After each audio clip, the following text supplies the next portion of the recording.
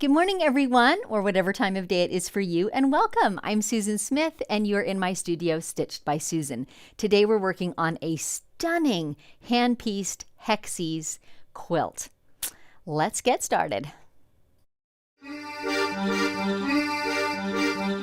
Welcome to Quilting's first reality show, live and unscripted with Susan Smith.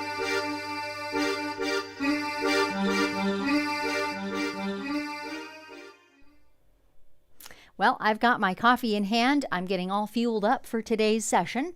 What we're working on today, if we could maybe have a side shot of it for a moment, is this beautiful, beautiful hand-pieced Hexie quilt.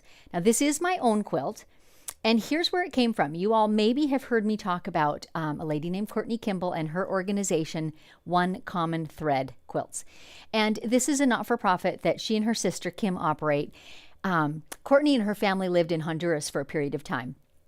And she worked with women in the slums there, and one way and another, and I'll tell you a way you can learn more of the story if you wish. But she got involved in their lives and in ways that she could help them improve their lives through employment and basically the sewing and the prepping of Hexie quilts. So this is made by a Honduran lady, and just it's absolutely, absolutely stunning. As we get to working on it, I'll give you an opportunity to hopefully see more of the whole quilt. It's basically laid out like a wreath of flowers of Hexies. So the way that you can find out more about this organization, if you care to, Mr. Producer is going to put it in the chat, but I interviewed Courtney on my podcast a while back. Courtney Kimball is her name. Look for that episode, and Dave's going to put the specific episode link in. And I think we actually made it a two-part because we had so much to talk about. So it ended up being a two-part episode. But there you can find out about this wonderful organization that is all about empowering women who otherwise don't have an opportunity of employment at all, never mind skilled employment or pay for their families. And this has really opened doors for them. So I purchased this quilt in support of that, and just because it's plain stunning. So that's what we're going to be quilting today. Now, this is going to be a custom quilting project, and it's going to involve quite a lot of hours. And I will not invite you to stay for 12 hours, but instead, we're going to do a section of it today. And what I'm thinking now it's looking like is I'll focus on the loading of the backing, and also on the basting of the quilt and kind of the plotting and planning. And that's going to be today's portion, and however far we get into the quilting in, say, 2 hours' time. After that, I'm going to keep on finishing the quilt and recording the doing of it, but I'm going to release it in several more segments. And what I'll do is I'll play them like a video, and I'll come on air live so that we can still talk back and forth about it. So you can watch me quilting in the video, and I'll be available to actually chat. I can type and chat with you while that's happening. So that seemed like the best way to me to keep our virtual quilting bee feel going, but not keep you here for 12 hours because obviously neither you nor I can stand that. Okay, what else do we need to say before we dive in? Let me set my coffee down for a second here. I do want to give a few credits before we dive in. That was our son, Will, that does the little intro. He does various voices. So if you come back to the different live sessions, they vary from time to time. And so thanks to him for that. And of course to Mr. Producer, who mans all the cameras and things that are going on. This is by no means a one-woman show at any given time. We have 4 cameras going and, close-ups and lots of lights. And yeah, it's about 85 degrees in here right now just because of the lights. So, and also our good friend Dan, who provides the guitar music that you will hear throughout this whole episode. Okay, so with that, I think we're going to get started quilting. I'll talk about lots more things as we keep on going. But let me give you another look at a little more of the quilt. Can you see how it's built like a wreath around that central white and yellow area? It is just beautiful. And here's a look at the back of it. I don't know how well that will show on camera.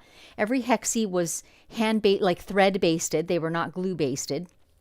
I assume that she used papers, although I can't see them anymore. But I wanted to show you this because this is one of my considerations in this quilting process. And by the way, these live and unscripted episodes as a whole are very informal. And my style is to just be very open and share what I'm thinking about and why I arrive at certain decisions. Not because I think it's necessarily the one right way, but with the factors that I know and with my considerations, here's what I land on. So I'm just going to walk you through that process. And sometimes which way, Dave? This way? Sometimes after I've done a thing, I'll see, oh, it would have been better another way, but that's how I learn, right? So I'm just inviting you in while I'm working and learning and processing on that. So one of the considerations with this quilt is on this backing, there's quite a bit of overlapping fabric in the back. And on the dark colors, you don't see that at all. But in the cream color, particularly in the center of the flowers, that is semi-visible, even through the quilt. And so this was a consideration in my mind as I was thinking about how to quilt it. So I'll talk more about that as I come to it, but I just wanted to show you the backing before I embark on it. So I think we'll take the quilt down now. It is, by the way, about 75 by 80 inches, and I've got the 80 running lengthwise right now. And I've dropped a pin in the upper left-hand corner because it's hard to see sort of which side is which at a glance. So we'll set that aside for a moment.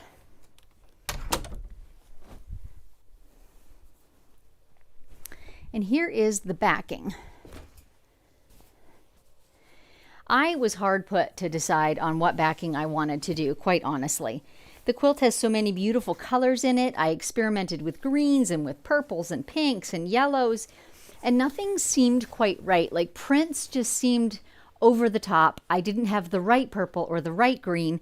Anyway, what I finally landed on was this shirting of all things, which we're moving the camera, touch.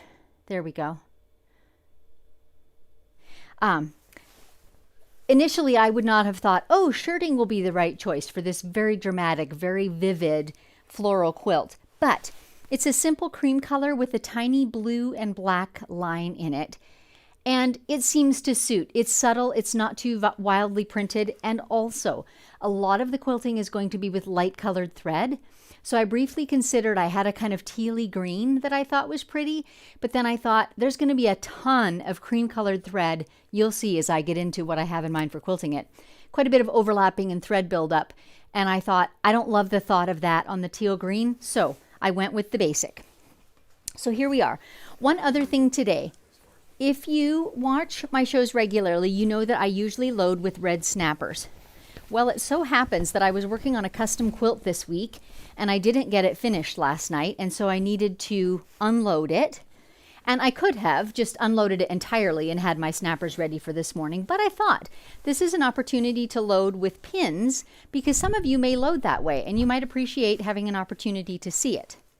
So today we're loading with pins. Same basic principle applies. I need a straight front edge. This edge that is closest to me that I'm loading first must be straight. Today it's a selvage, so I know that it's straight. I just have one seam in my backing and it's running horizontally on my backing fabric. It will be vertical on the finished quilt. And where did I set my pins? I was carrying them around this morning. Are they on that side? I do need the pins to be handy. I'm gonna move this camera a little bit. It's going to shake. I wonder if this is a magnetic bowl. The camera's going to shake, Mr. Producer says, so just be forewarned. I love this little bowl, and it is magnetic, but I'm not convinced it's going to sit up there straight, so I'm treating it very gingerly. Anyway, I'm pinning along the front of my leader. Again, those of you who watch regularly, this will be a review for you, but for those of you who are newer, I do something that is fairly unusual for long armors, which is I do not center my backing or my quilt on the leader. I just start pinning it, and you'll see how I roll it onto the leaders. It's a faster way to load, and I allow that rolling on process to be what keeps it straight. So the essential is that I do have a straight edge to start with on this side. I need a straight foundation to begin with.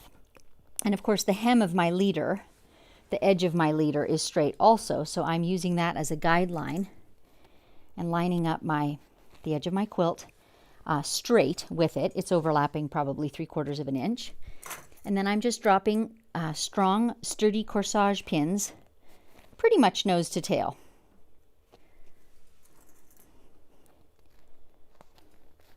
It's probably close to 3 inches from center of pin to center of pin. That seems to be enough. So I take a giant big stitch with the pin, When you guys aren't watching, I walk along the quilt with a whole mitt full of them in my mouth. But I won't do that when you're watching, okay? I'll let you believe that I never do.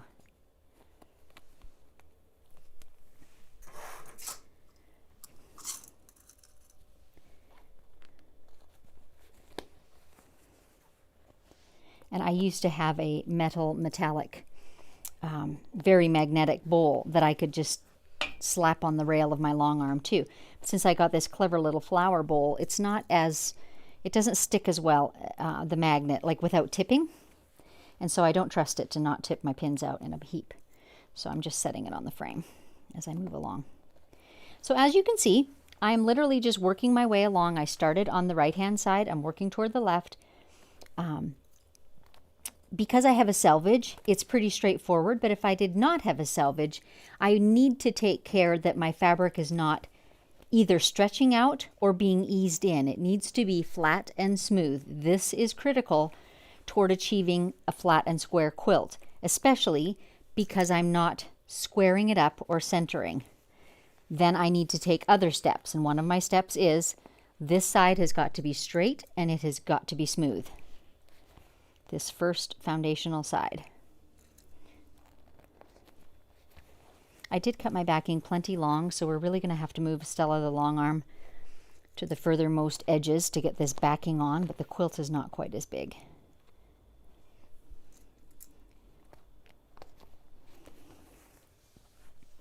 So for those of you who do pin or who do magnet, know that my loading system, basic system, will work for any of those ways. You do not have to have the red snappers that I use. But you can also see how fast they are, and that's why I love them so much. They're considerably faster than pinning.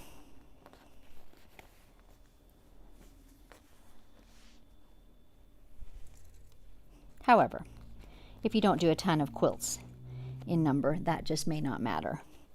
We're talking, 10 or 15 minutes difference overall, not hours by any means.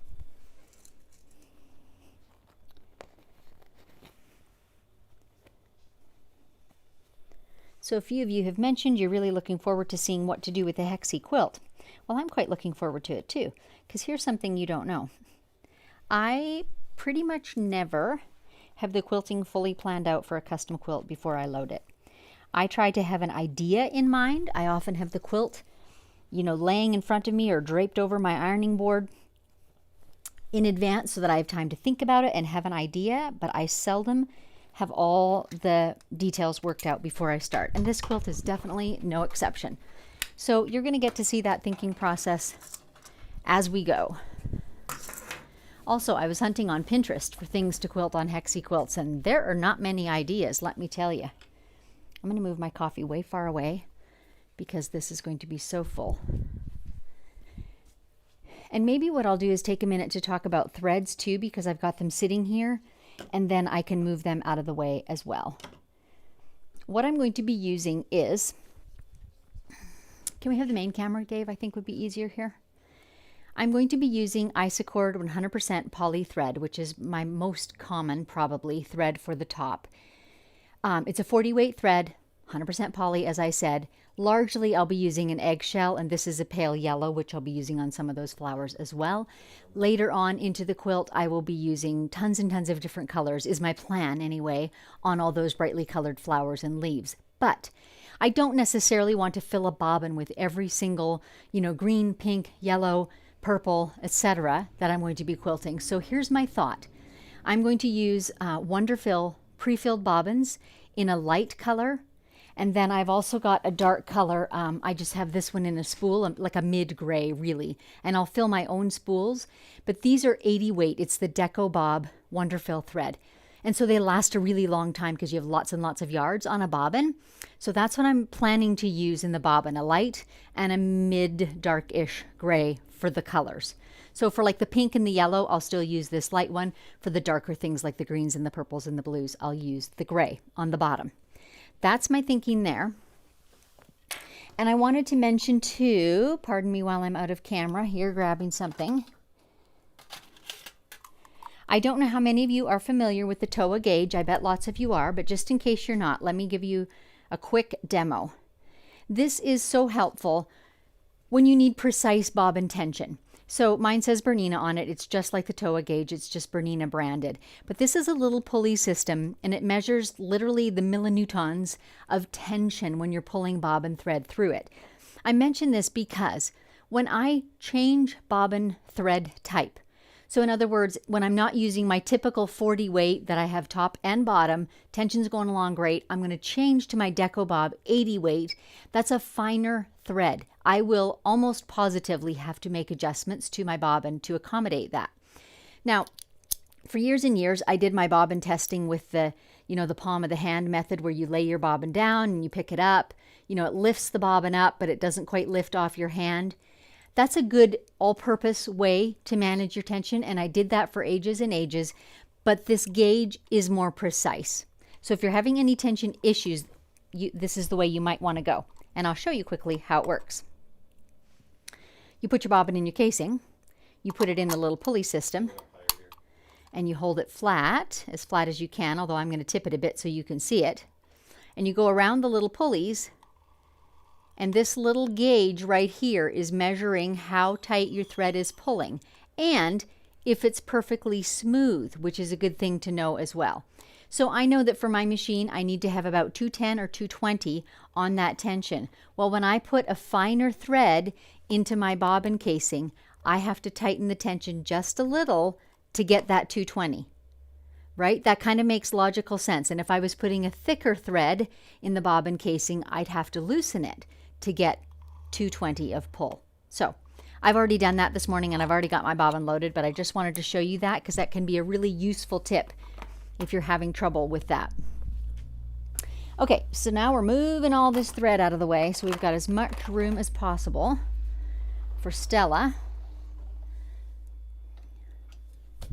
Okay, the next thing I do with my backing is throw it over the back rail of the long arm. So this is kind of the next critical process in my loading, because remember, we're not centering. We didn't center the backing. We're not going to center the quilt. But we do still want a straight quilt. Well, how do we do that? It has to do with how you load this. So when I go straight over, if I pull it to one side or the other, watch what happens in the fabric. Can you see those creases starting to form? That tells me it's not going straight over the rail. So I make adjustments until that is perfectly straight and smooth. This is important because from here on, I'm going to be able to roll it onto my front rail. And as long as it's rolling on straight, I'm going to get a flat and square quilt result. One more thing I'll do before I start rolling. Notice that the folding creases of the fabric are still in it. I do not typically press my backing. I have a secret weapon, and it is purely and simply a water bottle. And I just lightly spritz this backing. And those creases relax. So I don't actually ever have to take an iron to them. They just relax enough that I don't get any pleats or oddness in my backing. And again, I'm just smoothing out this whole backing as best I can so it's all hanging nice and straight. This is a big one, so I might need to adjust a time or two as I'm rolling. And of course, we have cables and wires all around too that kind of get in the way of things. So I'm just lightly spritzing that whole backing. And just during the time it takes me to roll it on, those creases are going to relax and soften. That's it. Secret weapon right there.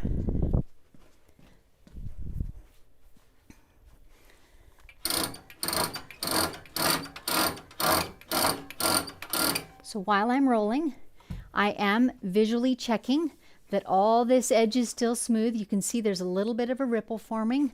So I'm just going to give little tugs. The bigger your quilt, the more often you'll have to do this and just adjust a little bit while it's rolling.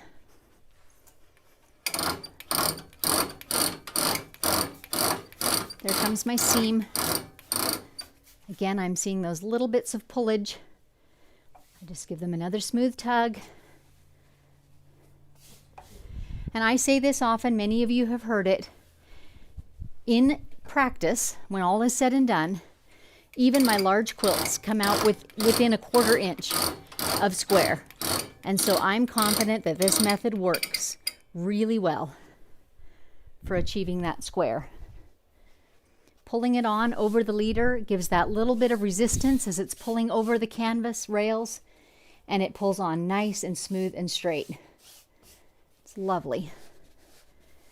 I'm just rolling it up now till I can see the edge of it to pin it.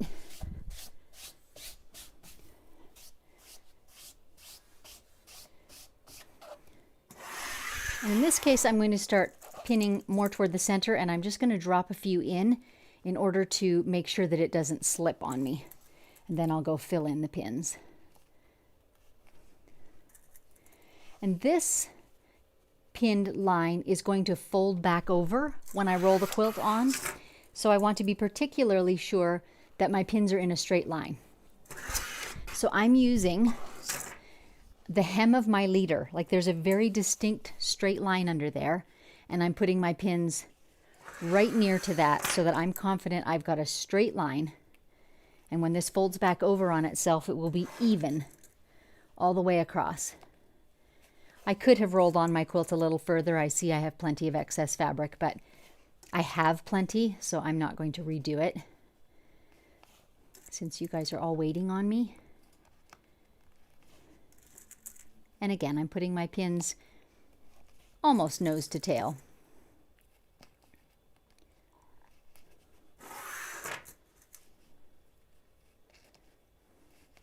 This is a great time, if you do have any questions, to type them in, and I'll take a moment to answer them. If you would put a QQ in front of the questions, that is really helpful when we need to search for them. It is going to take me a moment to get this all pinned. And again, I'm using corsage pins. Any sturdy pin will work, but it does need to be sturdier than just a sewing pin. They will bend on you like crazy, drive you nuts.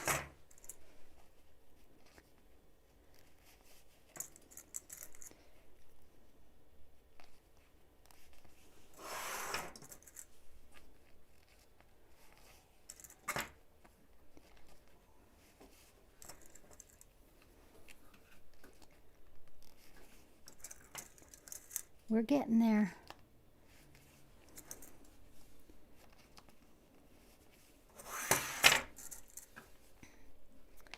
A couple of my friends have been posting on social media this week that they're at the Birmingham Quilt Show this weekend. I'm just a little bit jealous.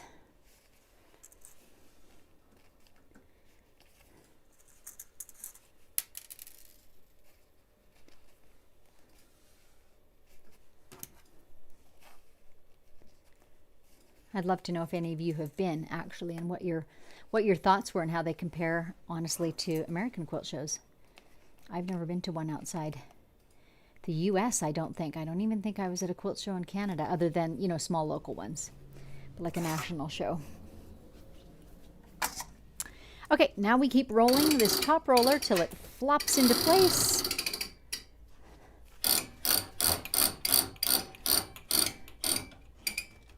And we're all set. Quilt backing is loaded. Isn't that quick? I love that method. It is so efficient. Okay, I'm going to lay my batting on, and then we'll stop for questions if indeed you have some. This is 100% bamboo batting by Winline. It is my current crush, let me tell you. I wish I could convey to you how silky smooth it is. It is the coolest feeling stuff. They do have, it does come in 2 weights, and I have the heavier weight, the 6 ounce. I just love this stuff. It is a little more pricey than cotton poly or even 100% cotton. But this is my own quilt, and I get to decide. And I love the bamboo, and it's totally worth it to me. It's a little more stretchable than the poly cotton batting, so I have to be careful not to just pull on it, like tug on it like I would on the cottons, because it does actually stretch a divot into it. So I'm just a little more gentle with it. But I think we've got that in place. Okay, let me get my coffee. You guys lay the questions on me, and we'll talk about them. There's not a whole lot of questions. Mr. Producer, I see, is looking for batting. Maybe he's putting a link in there for you. Windline is not as easy to find. It's manufactured in the US and it's not available everywhere, but more and more stores are starting to carry it. And boy, every store I go into, I encourage them to get it. Their prices are very competitive and they have wonderful, wonderful quality batting. Okay, questions. Judy, what is the size of this quilt? It's about 74 by 80. Judy, it's fair sized. Wendy, loading with pins, but you're barefoot, you're brave. I never even thought of that, Wendy. I have always quilted barefoot, so yeah. Nita, did you sew the hexies together or did the top come assembled? It came fully assembled, Nita. I'm not that brave. I'm not really an English paper piecer. Joelle, just got here and you're loading with pins. What happened to the red snappers? So quick backtrack. I had a custom quilt loaded this week and I didn't get finished last night. And I could have fully dismounted it. It's almost done. There's just like one border left. But I decided it would be a good opportunity to show you guys that indeed you can use the same basic loading system with pins too. So that's why I'm doing it today. Nothing critical. Judy, how's the bamboo once you wash the quilt? It washes beautifully. It's softer and more, like the hand of it is more flowy than any other batting I know. Maybe silk holds up to it. Even wool, which is very light and very soft, doesn't have the flowiness, but the bamboo holds up really, really well. Judy, I appreciate you showing us how you actually quilt instead of showing us how the quilt police would want us to. Yes, well, that's kind of my trademark, isn't it? You get to see me at my best and at my worst sometimes, and while I'm fumbling through decisions sometimes. Linda, how do you intend to bind the quilt? Super question. Well, when I get started loading it, I'll talk about that a little bit more. How's that? How's that? That's it for questions. Okay, I've got to stop my coffee already. I think I only got one sip in. But let me find my pinned corner of the quilt again. And we'll talk about the binding. You know it's going to be the fourth corner. Again, I did this already once this morning looking for that pin. Oh no, it's number three. I have my upper left corner marked. Here's the thing with a hexie quilt. It doesn't have a straight edge, right? It's got the shapes of all the hexies. So I have hemmed and hawed thinking about this quilt and what am I going to do with that? And the short answer is I'm not prepared to try and bind all those corners, turn all those corners, and I'm not really prepared to do a faced binding either. So hope there's no quilt police here. I am going to trim the edges of these hexies straight. That's what I'm going to do. So I'm going to baste them straight as I'm quilting, and I'm going to trim them straight after the fact. Now I did put a little thought into, okay, where is her hand stitching? And I want to be sure not to cut any of those stitching threads. So I'm going to make sure that my basting and my trim is outside of this. Let me see. Let me get my camera close up and then we'll show you. Okay, we got a close-up camera, yeah? It's coming. It's coming. There we go. So this edge here, I want to not cut this seam or this seam, right? So I'm going to baste just inside this inner shorter hexie and then trim off outside of it so that these seams stay fully intact. That's my goal. So if, you know, for those of you who maybe would be more particular about it, I'm sorry, you'll have to do that on your own hexie quilt. Okay, I think we're ready to baste. So I've got eggshell thread loaded at the moment. 0101 is the color in case anybody cares. And I'm just taking note of my measurements on my tape measure at the back because the quilt does have a fair bit of give to it. So I want to be able to line it up with those measurements every time I advance. So we're at 37 and 44. If I forget, you guys will remind me, yeah? This feels kind of funny. I've been quilting with a ruler the last couple of days with the ruler plate on, and then I can't go nearly as far to the front of my quilting machine. So it feels like I have this huge throat space today. I want a 1/4 inch basting line. There we go. So as you see, I'm just catching that shorter hexie, and then I'll trim off just outside it so that the edge of it will be completely hidden in my binding. Likewise on the top edge. And I am going to put my channel lock on for that top edge, so I'm sure to get it really straight. Or engage my belt. I always say channel lock because I've done that for so many years.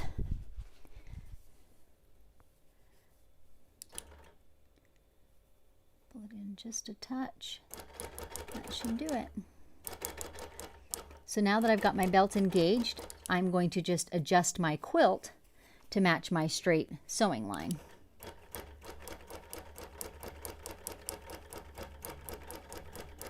The lady who sewed this, I hope I'm pronouncing her name correctly, was Gady. Gady did a really good job of achieving a flat quilt. Like, there are a lot of hexies in this quilt, and it lays beautifully flat. So it's going to be really nice to work on. And as I mentioned earlier, I pretty much never, when I'm doing a custom quilt, fully know what my quilting plan is before I start. Also true on this quilt. But I do have some thoughts in mind. I have decided what I'm going to do in the central white and yellow flowers. And so for today's purposes, we're going to get a whole bunch of basting done. And then I think we'll have time for some quilting, so we're going to head into the center then to those flowers. And then my plan, my tentative plan, is that I will color match a lot of these outer flowers and leaves. And probably the actual quilting in them will be kind of what you see typically on hexies, the little arc from point to point to point. But I do have a bit different something in mind for the center. Once I get this basted, I'll show you my audition board and kind of how I worked on these designs, on fleshing out the ideas.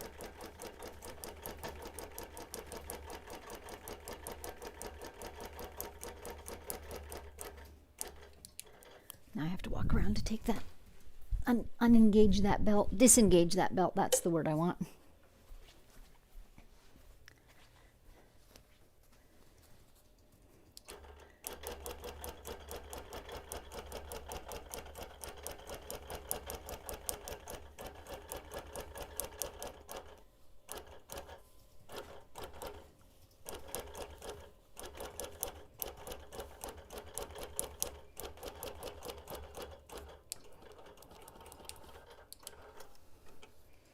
Okay, it's basted.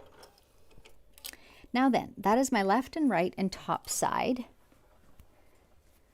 Most of you know that when I launch into quilting, I have magnetic bars that I usually put on this front fourth side because I want it all to be stable and not able to move when I'm quilting.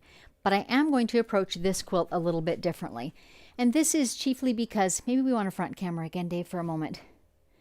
Chiefly because we have so many colors going on, because I fully intend to change, you know, from teal to different greens to a couple of pinks, yellows, etc.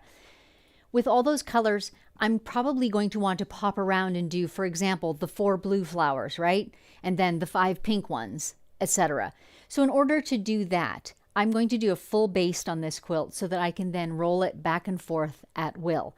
And a full baste to me means lines of quilting that are smaller than the throat space of my machine.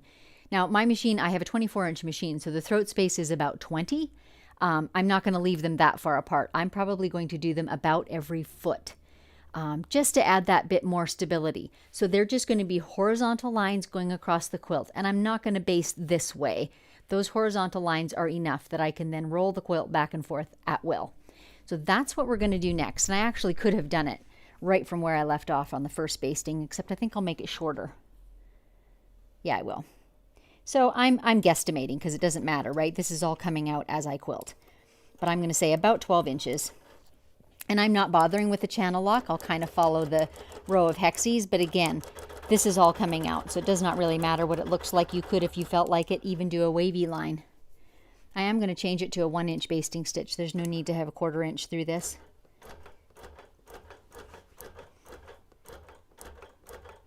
And then this basting line, I'll leave in until I'm quilting a particular area. Like say I'm quilting this pink flower, then I will undo the basting that's close to it, and I'll just keep undoing it as I go, as I come to it and want to quilt over it, until gradually all the basting will disappear.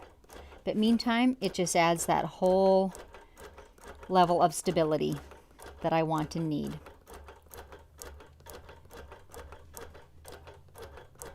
So this is not going to be terribly thrilling quilting, but we're going to advance and do this repeat all the way down the quilt. And I like to put a few lock stitches when I get to the end, just so that when I'm pulling this basting thread out, I can actually yank on it and it doesn't undo my side basting, which I'm going to do next. I'm going to advance the quilt. Let's see, let's move this down a little bit. We're going to keep bobbing back and forth between our 1/4 inch and our 1 inch because I want more than 1 inch on this edge. So we'll stop needle down, wind the quilt up a little ways.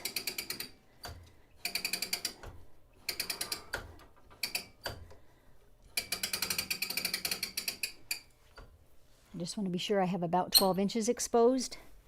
And now, every time I do this, much like I do when I'm advancing an edge-to-edge quilt, I want to be sure that my batting is tugged down smoothly and, of course, my quilt. So I'm looking at the sides of the batting to make sure it's hanging down straight. I'm probably going to lift my quilt from time to time and be sure that it's going smoothly in the middle. And then I'm going to use any visual aids I have, which in this case is rows of hexies, right? They're straight. So I can literally nudge my quilt until that row of hexies looks straight. I can watch at the end, remember my 44 and 37. I can watch at the end so that I know I'm progressing. My quilt is moving down straight. I don't want to migrate right or migrate left, right? This is all important in terms of keeping it flat and square. And I see one little seam that has come undone here. I'm going to put a pin there to mark it so that I remember to reinforce that with my machine stitching. When I get there, we're good. Okay. So I have my 1/4 inch on, working my way down the side. Then I'm going to do a few lock stitches and go back to my 1 inch.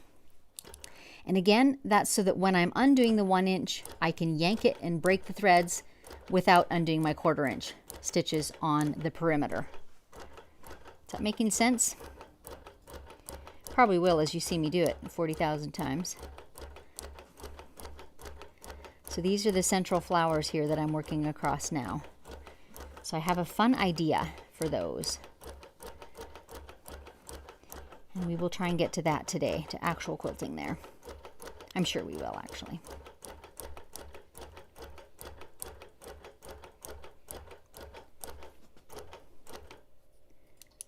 And again, when I get to the right, I'm going to go back to my 1/4 inch stitches, lock stitch a few.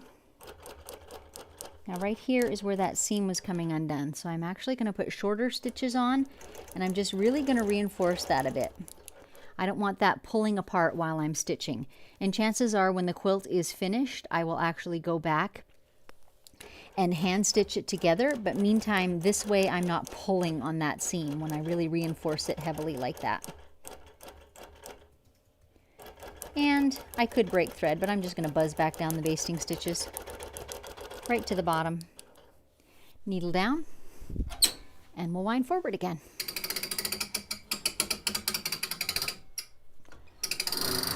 It is a heavy quilt, I tell you. When I try and turn the wheel, it is some resistance going on.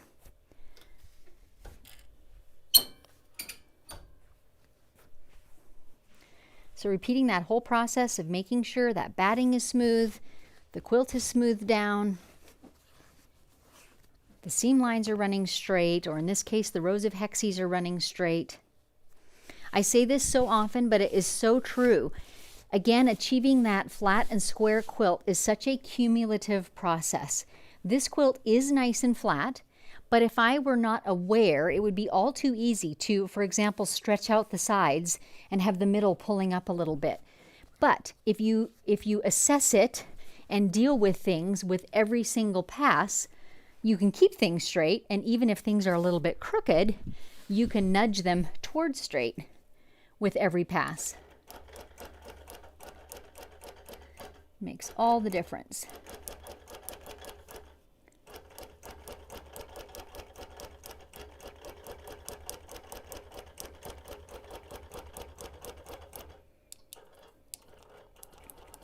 Those few lock stitches onto my 1-inch basting stitch. And I don't know if you can see, but I'm kind of grasping the quilt with my left hand so that I'm pulling against it and not like pulling the whole quilt with me as I go. Again, that's part of that cumulative process. If you just let the hopper foot push, it is apt to push a little bit out in front of you. So I take these measures of putting some pressure on what's already been stitched to make sure that it's flowing under the needle smoothly and not pushing out in front.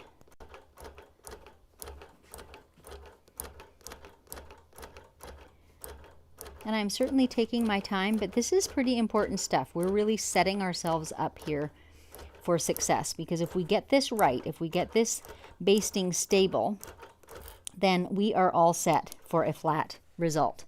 And we can come back and quilt pretty things to our heart's content, and it will all stay where it's supposed to be. So again, here I'm just catching the edge of those shorter hexies. And that edge is going to fall right within my binding when I finish the quilt.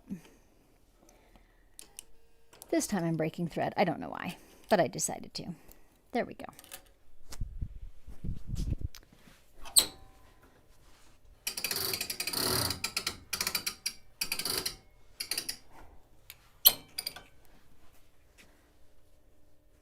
Once again, checking my measurements on the right and left edge, giving a little tug to my batting and quilt in the middle, visually checking my row of hexies. And this time I'm actually going to flip this up and just be double sure. Yep, the batting is flowing nice and smoothly. Sometimes the batting wants to veer toward the center a little bit, so pays to check that from time to time too. We're at our good measurement here. And on the other side, our hexies are nice and straight. Beautiful. Just a little bit left. That's better.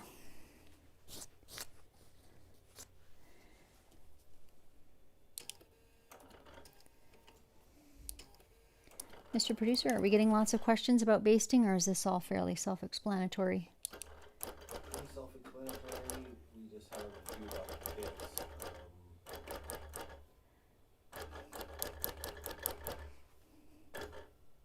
Yeah, no.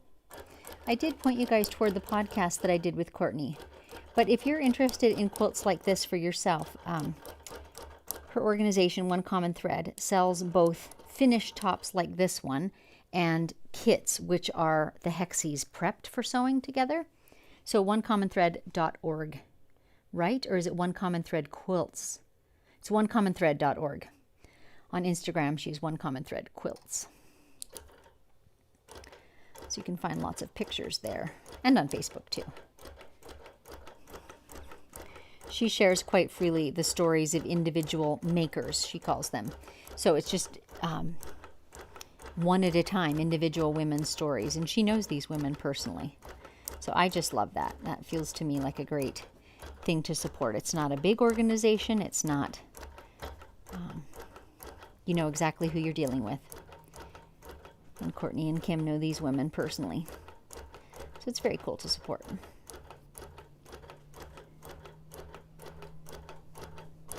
And by the way, if you don't have a giant basting stitch like this on your machine, I didn't either until I got this machine.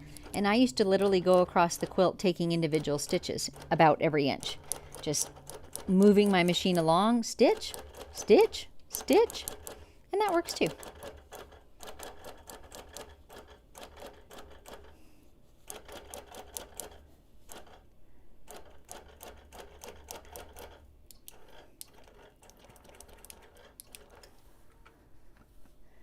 I think I did that one plenty widely spaced, but we will be coming back and quilting the center of the quilt next. So I'm going to call it fine.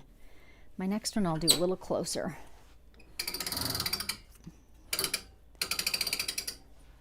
As I get into this colored area, this is where I will be doing a lot of thread changes and apt to be rolling back and forth quite a bit. Boy, I didn't leave myself a whole lot of extra binding or batting, did I? I usually like a little more leeway than that.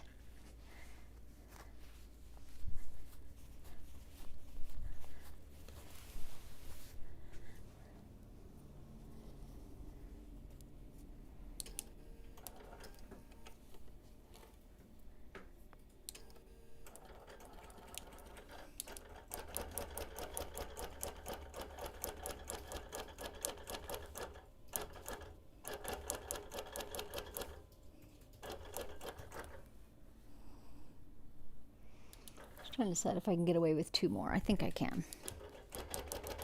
Right here. 1 inch.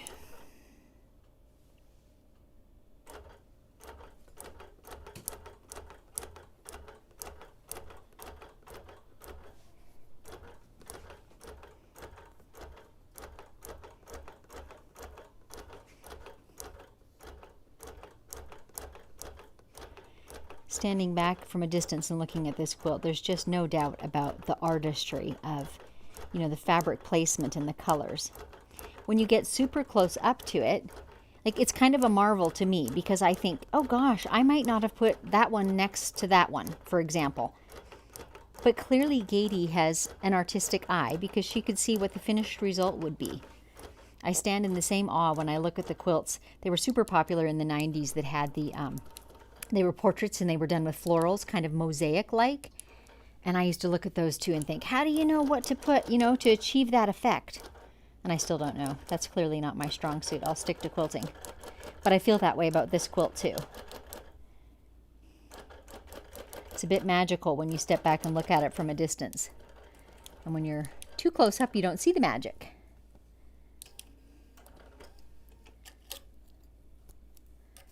Just going to take a minute and pick some loose threads off this row. Had some threads. I think maybe even some sewing thread tails, and I don't want to pull those. I want to trim them. I've learned the hard way. You don't yank too hard on thread tails until you know for sure that they're little pieces of thread. If they're sewing thread, don't yank.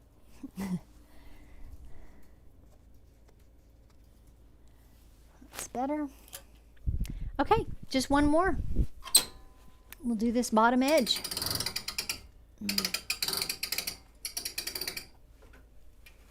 I thought just 1 more, but I actually might make it 2.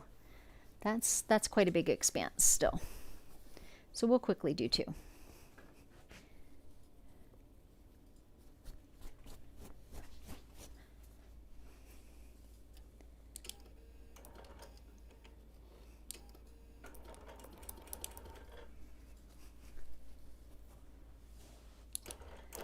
I'm going to go ahead and do the outer perimeter, and then I'll drop 1 more basting line through the middle.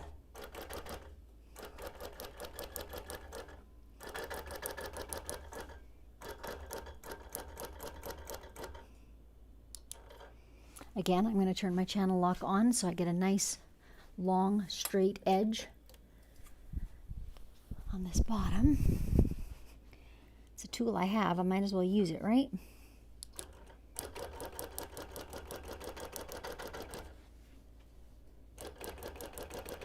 These little points are kind of nice for hanging on to and pulling.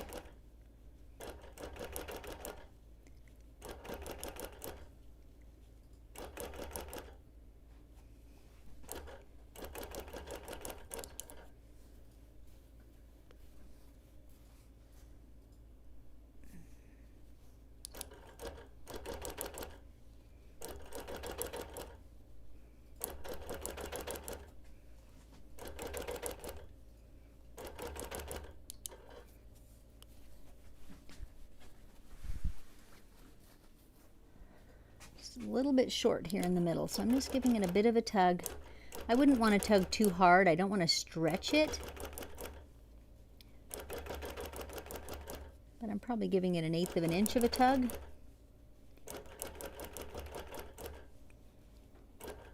but I see that there's plenty on the far edge again, so I'm going to go ahead and not shift my machine, but stick to my straight line.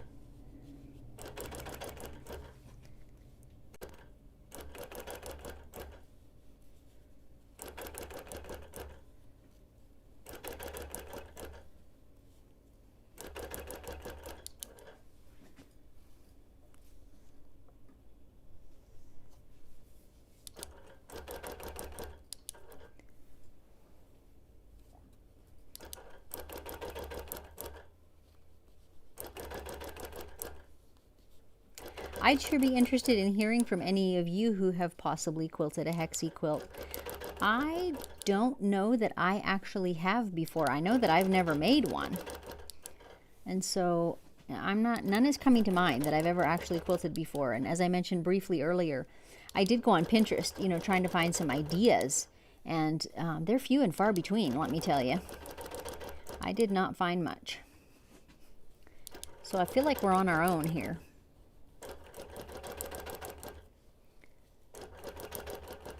Look at how close my batting is. That was a little too close for comfort. That's what that is. I would have been one sad chickie if it had been too short. I'd have had to splice some in. Let me take off my channel lock again.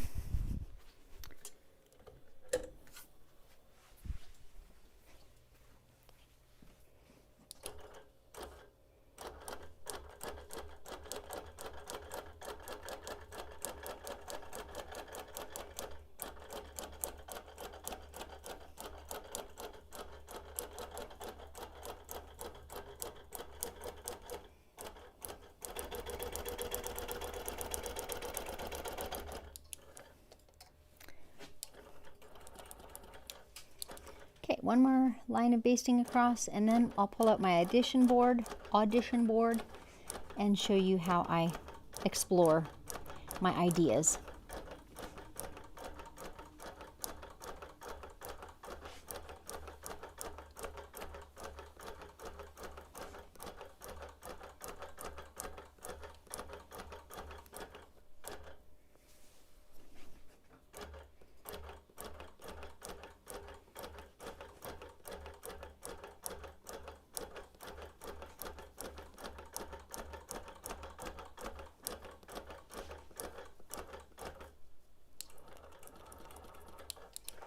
And there we are. We have a basted quilt. Perfect. So now, if indeed I had any extra batting, which I don't, I would trim it off at the bottom simply because as I roll this back and forth, if there was a foot of extra batting or more, that would really get in the way and make a fluffy roll, and I don't want that. But in this case, there's not. So I don't have to do anything with that. Okay, audition board. Let me get one out. I even have a bright purple marker today so you can see it. This is my audition board. It is purely and simply an 1/8 inch thick plexiglass sheet, and mine is 18 inches by 24. A lot of hardware stores will sell these pre-cut at this size, and so will Amazon, and there's a link for Amazon in the description. The only thing that I did to prep it was put this duct tape on the edge, or actually Mr. Producer did it, on one side. The bottom side is still smooth, but on the top side. For one thing, it keeps my marker from inadvertently running off the edge, right, onto the quilt, provides a little barrier. But also, and very importantly, this is always the top side with the frame up, so that I never have any marker residue on the back side. It's always nice and clean on my quilt. And then my eraser is just a scrap of batting, and when it gets scuzzy, then I just and get another scrap. Okay, so audition. The beauty of this with a little dry erase marker is that you can test out ideas for shapes. You can test out scale and size. So I do that a lot if I'm doing edge-to-edge quilting, like how big do I want my flowers to be? This is a great way to try it out, to audition it without stitching it. But in the case of a custom quilt like this one, I actually have a few of these boards. So I can try out different things, draw them, compare them, and again, it's a great way to try out some of my ideas. So why don't I back up a little bit to one of the flowers and show you one of my thoughts for those. because that is what we're going to do next.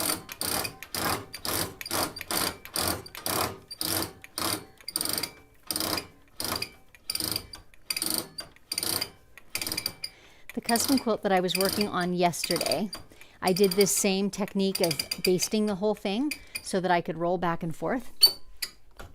And that particular project I've been filming for my advanced membership students. And I said that I would talk about this a little bit more, and maybe now's a good moment.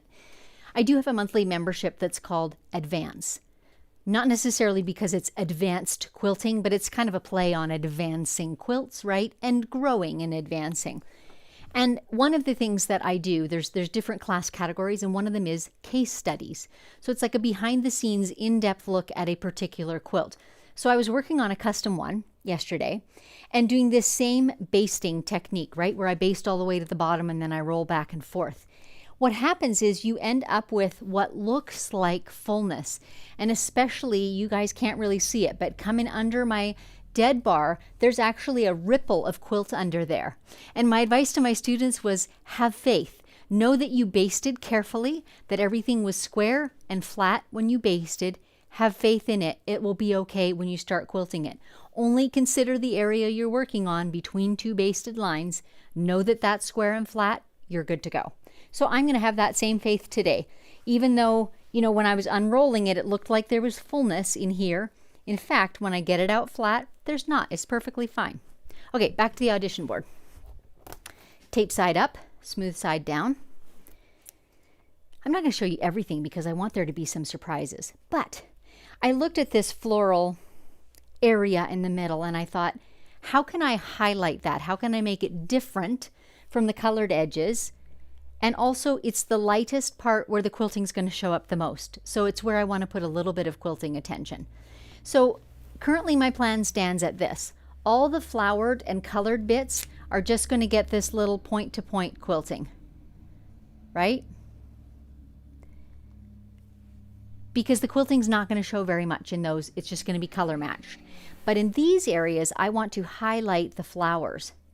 So I'm going to use a trick that I got from Jody Robinson. She quilts this design a lot, which is essentially scribbling a circle several times around it, and then several times around the next one, and then several times around the next one. And when you quilt it, it creates this almost button that's not quilted within that quilted tight circle. So that's what I'm going to try. Here's the funny thing about audition boards. As much as you try out and audition the designs, it still is not three-dimensional like a quilt. So I don't fully know how this is going to look until I try doing it. So you guys get to enjoy the, the surprise just as much as me. That's kind of what these live and unscripted episodes are all about. They're unscripted, obviously, but they're often me just in the course of my work day. So this is how it goes when I'm quilting for a client. I get an idea, I try and think it through as best I can, and then I try it out. And it's not always 100% foolproof. So I don't know that I'm going to love this, but I'm sure going to try it. So here we go. Let's take our basting stitch off. And I like quilting on a 10 stitches per inch length. Yes, apparently there are a few questions. Let's do it. Let me grab my cuppa again, my coffee. I'll be right back on camera and we'll talk a little. Okay. Goat quilter. I just bound to grandmother's garden with wavy edge all by hand with 1/4 inch binding. So like all of the corners you mean? And I wonder, did you miter them all or did you use a bias and just bend it around? I'm really, really curious. I mean, kudos to you. I didn't feel like I was ready to commit to that. Diana, I did one hexagon quilt, could not bear to cut off all the edges, so I appliqued them to a border. It was a lot of work, but so was hand piecing all those hexagons. Yes, and that is certainly an option, appliquing this whole thing, onto a flat border. I've seen people face it with a quilt, that's exactly the same shape too, with some type of facing on the back. Again, I wasn't prepared to commit to that. Cynthia, I'm guessing all the papers have been removed from the edge hexies, so how do you keep the edges flat while stitching down? Thanks. The papers have indeed all been removed. The quilt is fairly stable and fairly flat.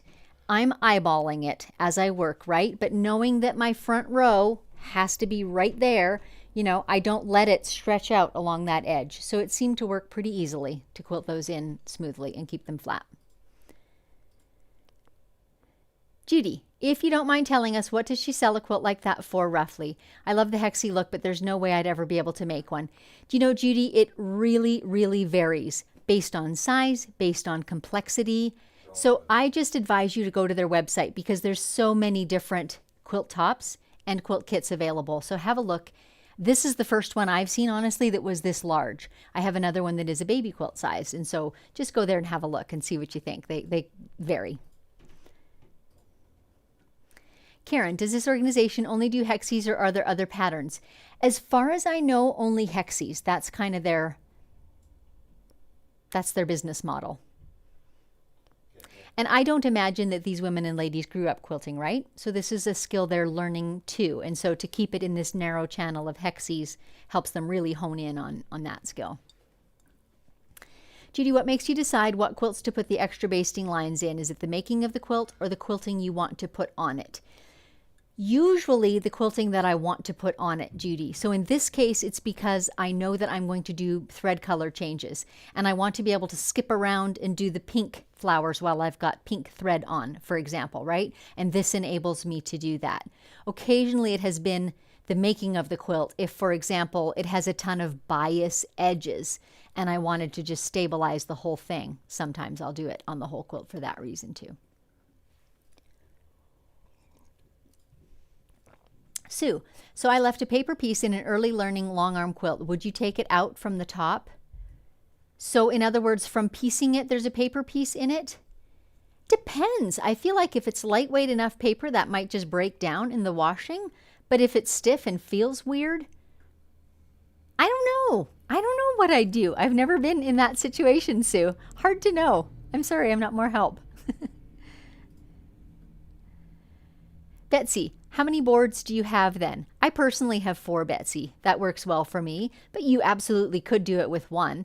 And, you know, there are other materials, and I bet there are people chiming into the chat. You know, people have used transparent shower cloths, all kinds of things. But the plexi sheets, I like the non-bendability of it because it sets on top of my quilt. So to me, it was worth the money. It's not a ton of money, but it was worth every dollar. I've used these for 6 or 7 years. Jan, if the batting had been just a bit short, what would your solution have been? Oh, Jan, check out another YouTube episode about splicing batting. That would have been it. And actually, I do splice batting quite often so that I can use up my bits and bobs, but not usually on my special quilts, quite honestly. Judy, don't forget side clamps. Thank you for that, Judy. That's it. Okay, we'll end on that reminder.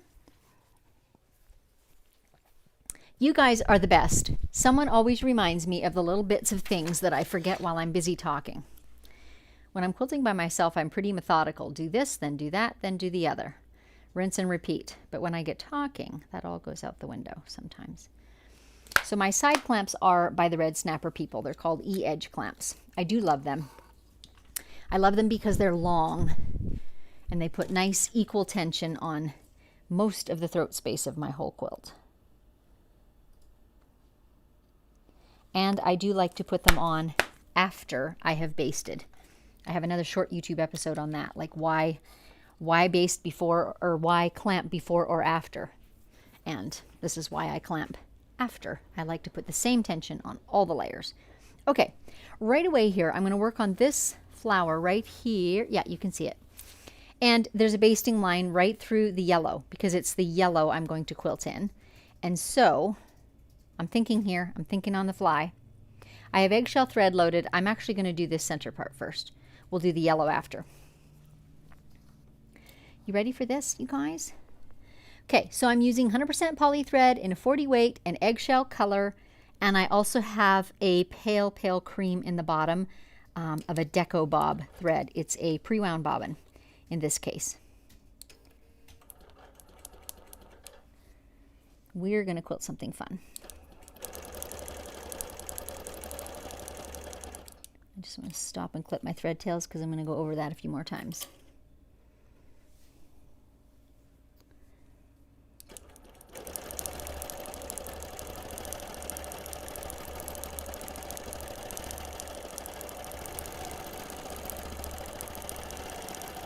center of my flower.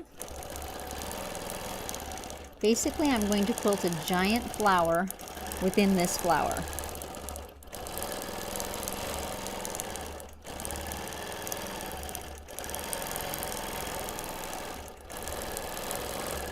And you remember when I was loading, I was talking about the fact that there is quite a lot of seam allowance buildup behind these fabrics.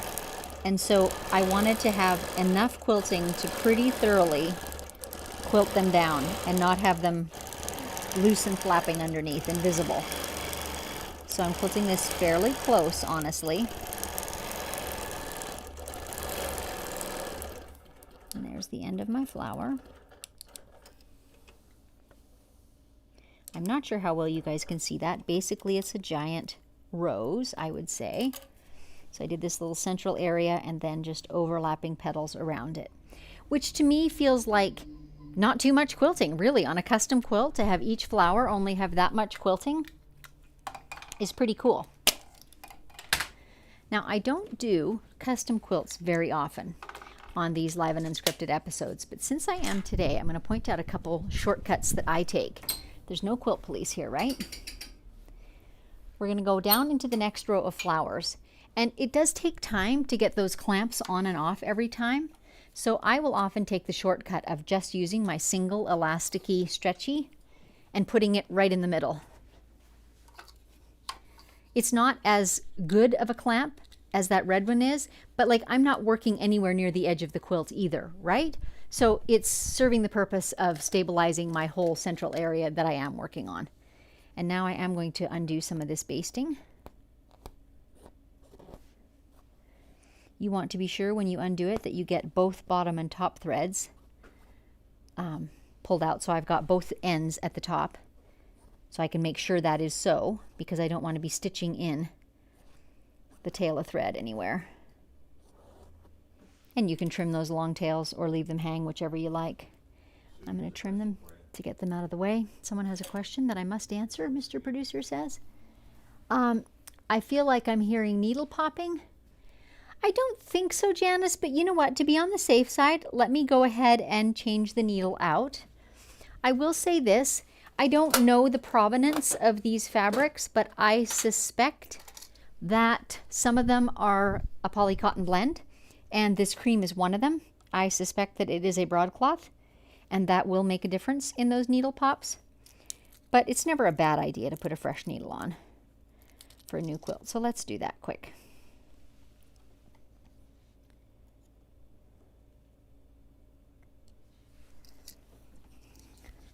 Bear with me while I'm out of camera for a second while I walk to my little sharps container and dispose of the needle.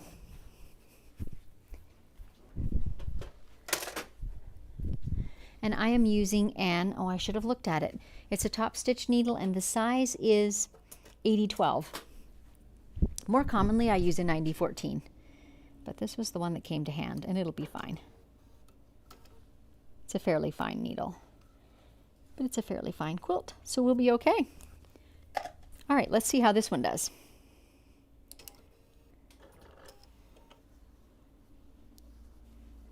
How are we doing for time, Mr. Producer?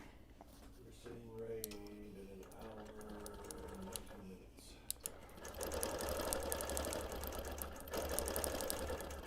minutes. Just over an hour, so we should get lots of these flowers done, and hopefully some of those bubbly edges. I'm just as curious as you to see how that will turn out in actual stitching.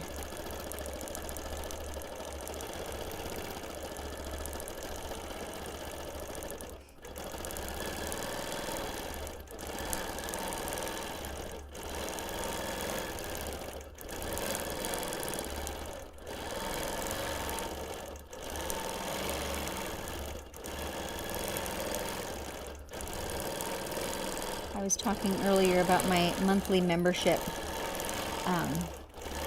In it, I do 2 new lessons each month, and they're all independent lessons, but one of them is this flower and walking you through it on a nice dark solid fabric with a contrasting thread and walking you through it step by step. If any of you happen to be interested in that monthly subscription, there is a link below the YouTube description, below the box. My words are not coming out right, are they? But Mr. Producer will also put one in the chat for you.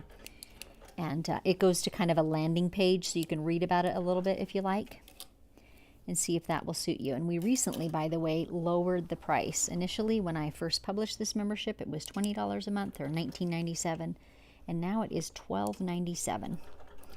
As the number of members have grown, it seemed to me that I could feasibly drop that price per person and make it more reachable for more people. So, and it has a great variety of different things in it. Some are more custom, some are edge-to-edge designs, some are, as I said earlier, the case studies. So I try to put a variety of different things in there. And 2 new things every month. I love these roses.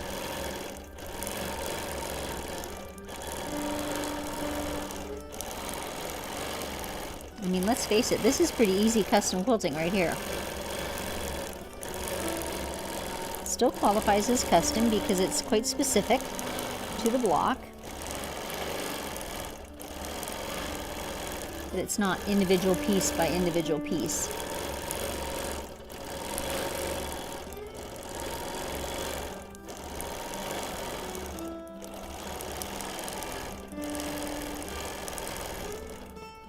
I think I have to get around a little further over here because I have a kind of big space right there. I want to be sure that there's not any wide open spaces left unquilted. That's 3 flowers of 17. I quite like that.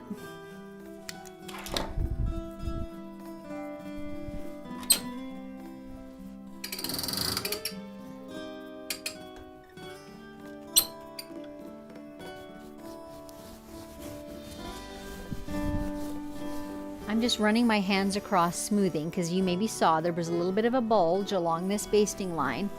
You know, we are working with textiles and they do stretch, and so I'm just nudging them back into that flat shape between my 2 basting lines, and in fact my faith was borne out. It does smooth out quite nicely. Let's put our side clamps on. And I tend to I always call it divide and conquer. When I'm doing different areas spaced out, I will tend not to start at one side and progress toward the other, but to break it up. So in this row of 3, I'm going to do the center one first and then each side. On this quilt, you know, there's not a lot of places to go wrong, but sometimes you'll have 7 or 9 blocks across a quilt, and I would always choose to do that. I would break it up and then break it up again, you know, and then finish filling it in, and that just helps to keep everything stable and fixed in place too.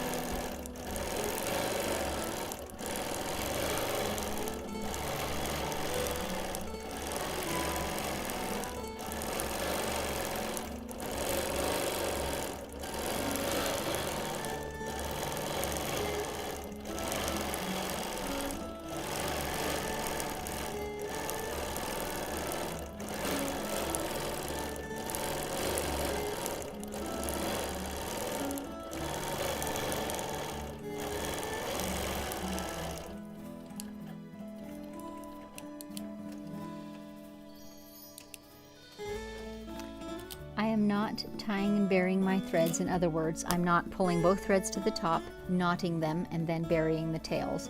I'm doing my much more typical lock stitch, as I'm doing right here. I've got both thread tails in my hand, a few stitches in quick succession right next to each other, not on top of each other, but right next to each other. I think I've got my machine set at 5 right now. And I do the same thing when I begin and when I end. And that lock stitch is quite secure. That's my typical method. I very seldom actually tie and bury those threads. That's for the fussy quilters, of which I'm not really one. You know, or it's for show quilts. I don't mean to be disparaging about it. There's lots of reasons why you might do it, but I typically don't.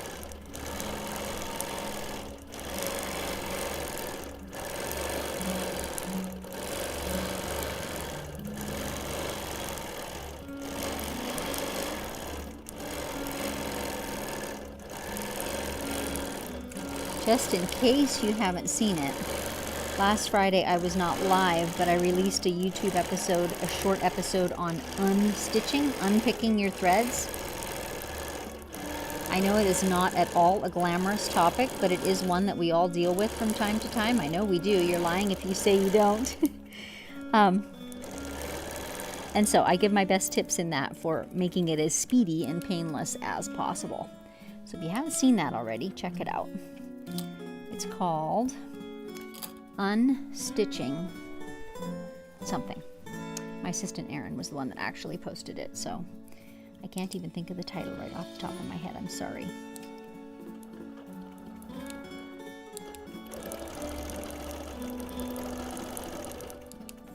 I feel all official. I have an assistant now.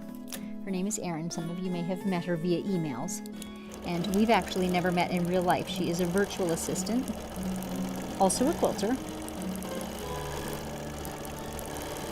And it is very, very lovely to have a hand in answering emails and doing things like creating thumbnails and posting YouTube episodes.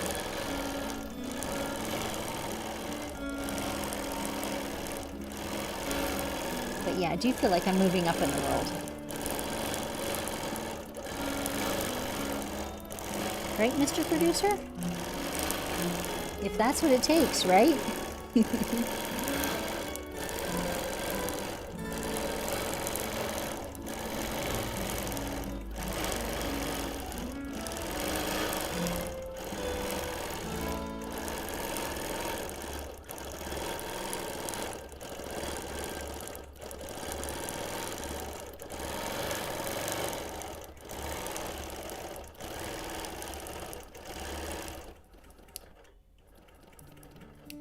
There was my ending lock stitches. Beautiful. So 1, 2, 3, 4, 5, 6. That's 6. I'm just debating. I'm going to do at least one more row before we change to another thread, and we'll do those center dots. I don't know. I may persevere and finish them all. There'll be fewer thread changes. I'm just anxious to see what it looks like when it comes together. Yeah, that is what I'm going to do, because I do want to see that just in case. Horror of horrors. I was totally unhappy with it and had to think of something different for these flowers. I can't really envision that happening, but maybe.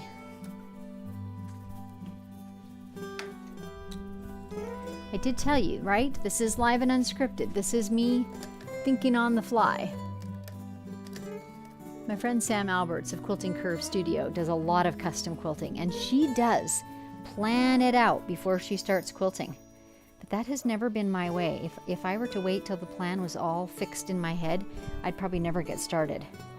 So I usually have like a starting point or a theme or a particular motif in mind when I begin, and then more ideas just come as I work. So now I'm going to try and think of an efficient thread path, but really I don't think I have to, because with all these overlapping circles that I'm going to do, oops, my scissors did not cut, it pulled. With all these overlapping circles that I'm going to do, I can travel fairly easily along them. So I don't think I'll actually have to break thread, but I don't think I have to be real choosy about my thread path either. Okay, now I am putting on a pale yellow thread. As close a match as I had to the yellow portions of these flowers. Still the Isacord 40 weight on the top, still the cream colored Wonderfill 80 weight Deco Bob on the bottom.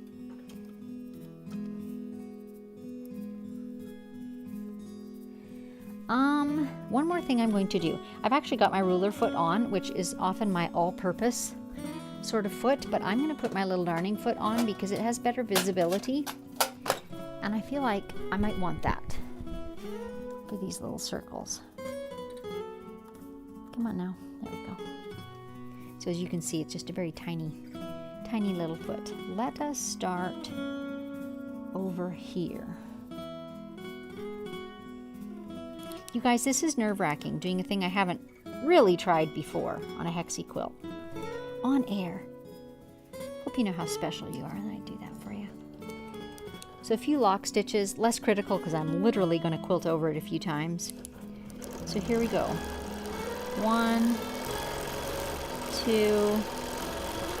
I'm going to pause a second, cut those thread tails.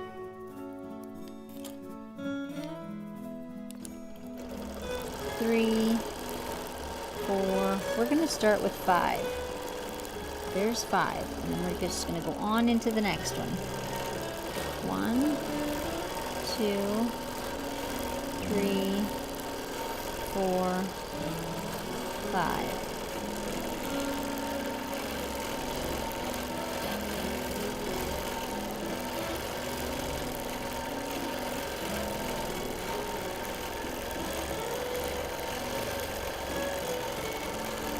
If I decide to unpick these, I'm going to be crying the blues, let me tell you.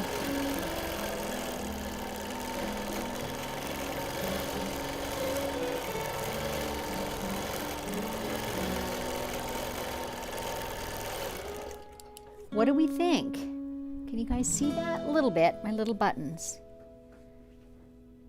I feel like I'll be happy with that. I think when viewed over the whole quilt, that's going to add a fun little texture. That's my hope. Which direction was I going, you guys? I've forgotten, but I don't think it really matters. So here we go.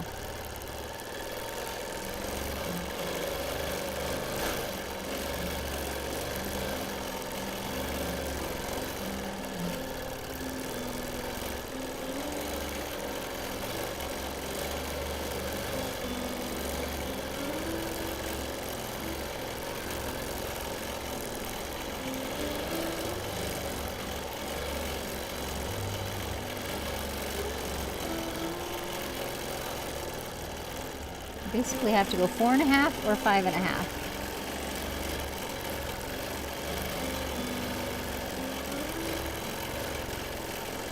4.5 it is.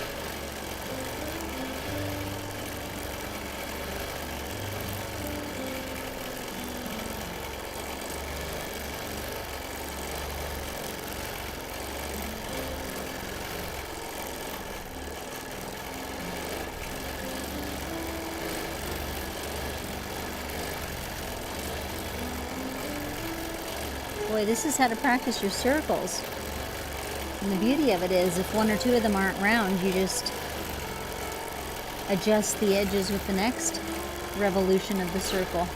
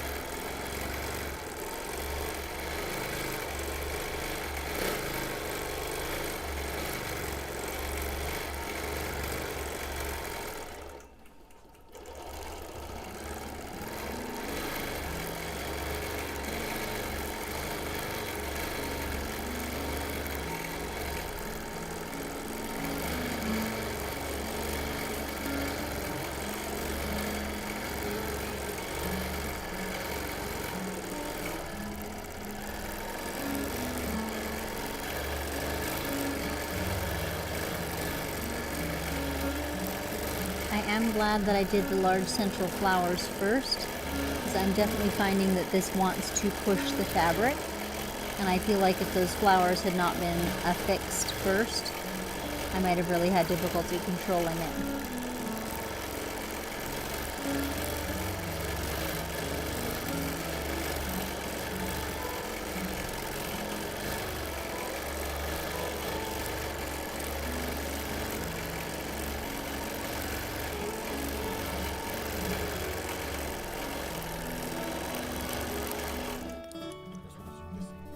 Oh, Mr. Producer's going to zoom in the camera just a touch, you guys. More of those. There you go. That was 1, there's 2, 3, 4.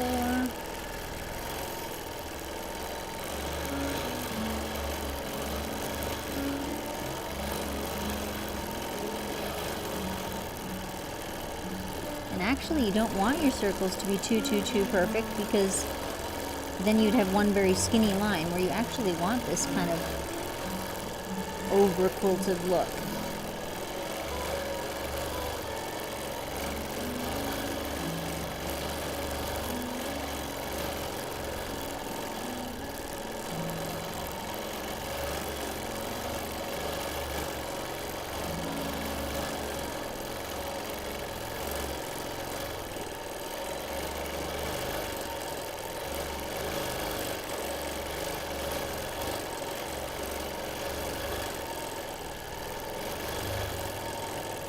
I do lose track of my counting, I know I do. Some of these I'm going to end up going over again, at least a partial circle, in order to travel. So I'm not going to worry about it too much. I bet you guys watching are counting though, keeping tabs on me. That's kind of what you do.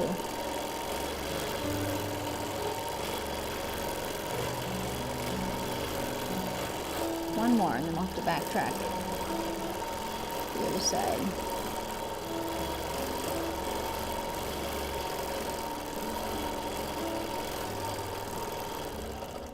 What now? That didn't work. It made me seasick. We're just adjusting the camera again to a medium.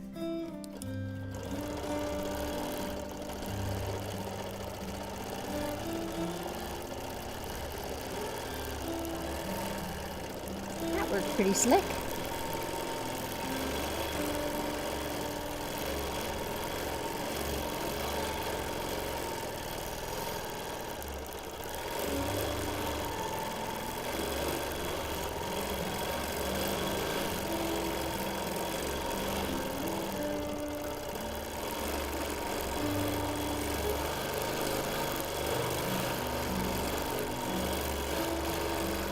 Well, you guys have to tell me what you think and be honest. I'll be honest, I'm leaving it because I like it. But I would also welcome your opinions and your thoughts and your reasons why.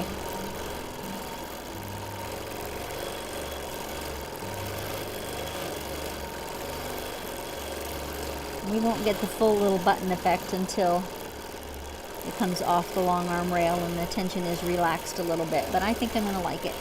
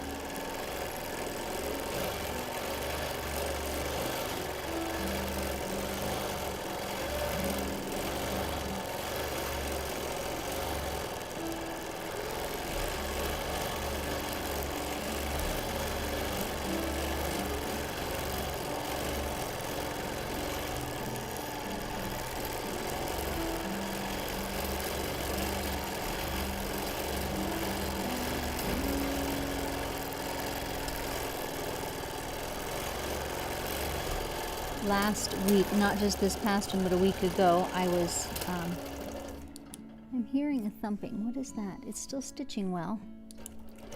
Anyway, last week I was cooking at summer camp for a bunch of youth, about 150 people. And I did have a team, but we were doing 3 meals a day. And it was so fun. And it was fun to me to notice what a difference that was, though it was extremely hard work. It's just so different from what I typically do on a daily basis that I actually came home from that week. You know, I slept like crazy, but also felt refreshed just from doing something very physical and utterly unlike the quilting / video editing, computerized work that I typically spend my days doing. It was really, really fun. So I'm curious, do any of you find the same thing to be true, that change is restful? My mom used to have a saying, a change is as good as a rest. And it sounds kind of hokey, but in a way it's true, and I really felt like last week illustrated that. Just thinking about entirely different things, quantities of food and oven temperatures and timing, and seeing the kids and the smiles on their faces, and asking them what they'd been doing and all that stuff was just so different from my typical days that it was truly refreshing. On the last day, one of the boys found, and these were teenagers, mind you, so he was probably 16 or 17. He found what he said was a dung beetle. I wouldn't know, but it was about 2 inches long. And he clearly loves beetles because he was making a pet out of this thing. It was climbing all over his sweatshirt, and he was showing it to all the people. And it was funny to see the girls go from, ew, that's gross, to, look at his legs, look at this, and look at that. It was really cool. I like that, you guys. What do you think? I had to get some more coffee. We'll talk about it.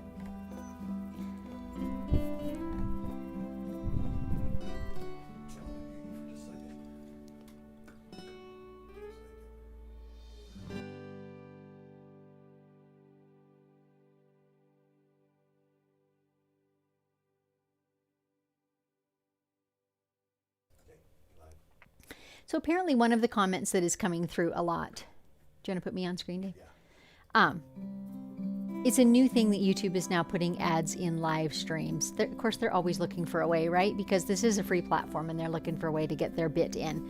So, I apologize, but there's absolutely nothing that I can do. I have zero control over how many or where they're placed.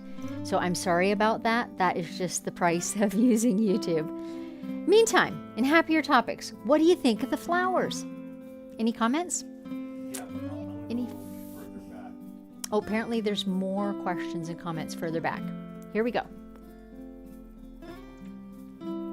Betsy, what would a variegated thread be like in the center of those flowers? I didn't think of that, Betsy. Variegated thread is not something I use often and don't have much of it. That might be very, very pretty. So you try it on your Hexie quilt and let me know how it turns out. I want to see it. KK's quilts. Would it be safer to use the cup spoon attachment to that foot for gliding over those uneven seams? It's a trade-off. I absolutely could, and some of the seams are a bit bulky, and it might make my, it's pushing a little bit, and it might relieve that. But it also really inhibits my visibility. My spoon foot anyway is quite, it's translucent, but you can't really see through it, and it's big. So there are smaller cup or spoon foot types, but I don't have a smaller one. So it's a trade-off, and I opted to go with the little foot for visibility. Karen, I'm working on my long arm, and all of a sudden the tension messes up. I oiled the machine and put a new needle on before starting the quilt. I wonder, Karen, if you have my tension headache little ebook. I offer it on Amazon just because it's a collection of ideas of things you might try. There are a ton. But if you've oiled it and put a new needle in, I would start with rethreading, both bobbin and top. That would be my next sort of fail-proof thing to check.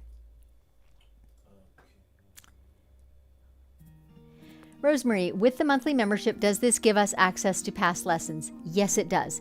So the way the subscription works is when you're a paid up member, you have access to everything that's ever been published. When you stop paying, all the access goes away. So it's different from my course in that you don't have access forever. You pay literally for the access 1 month at a time, and you do get access to everything. There's about, getting close to 50 different lessons in there now.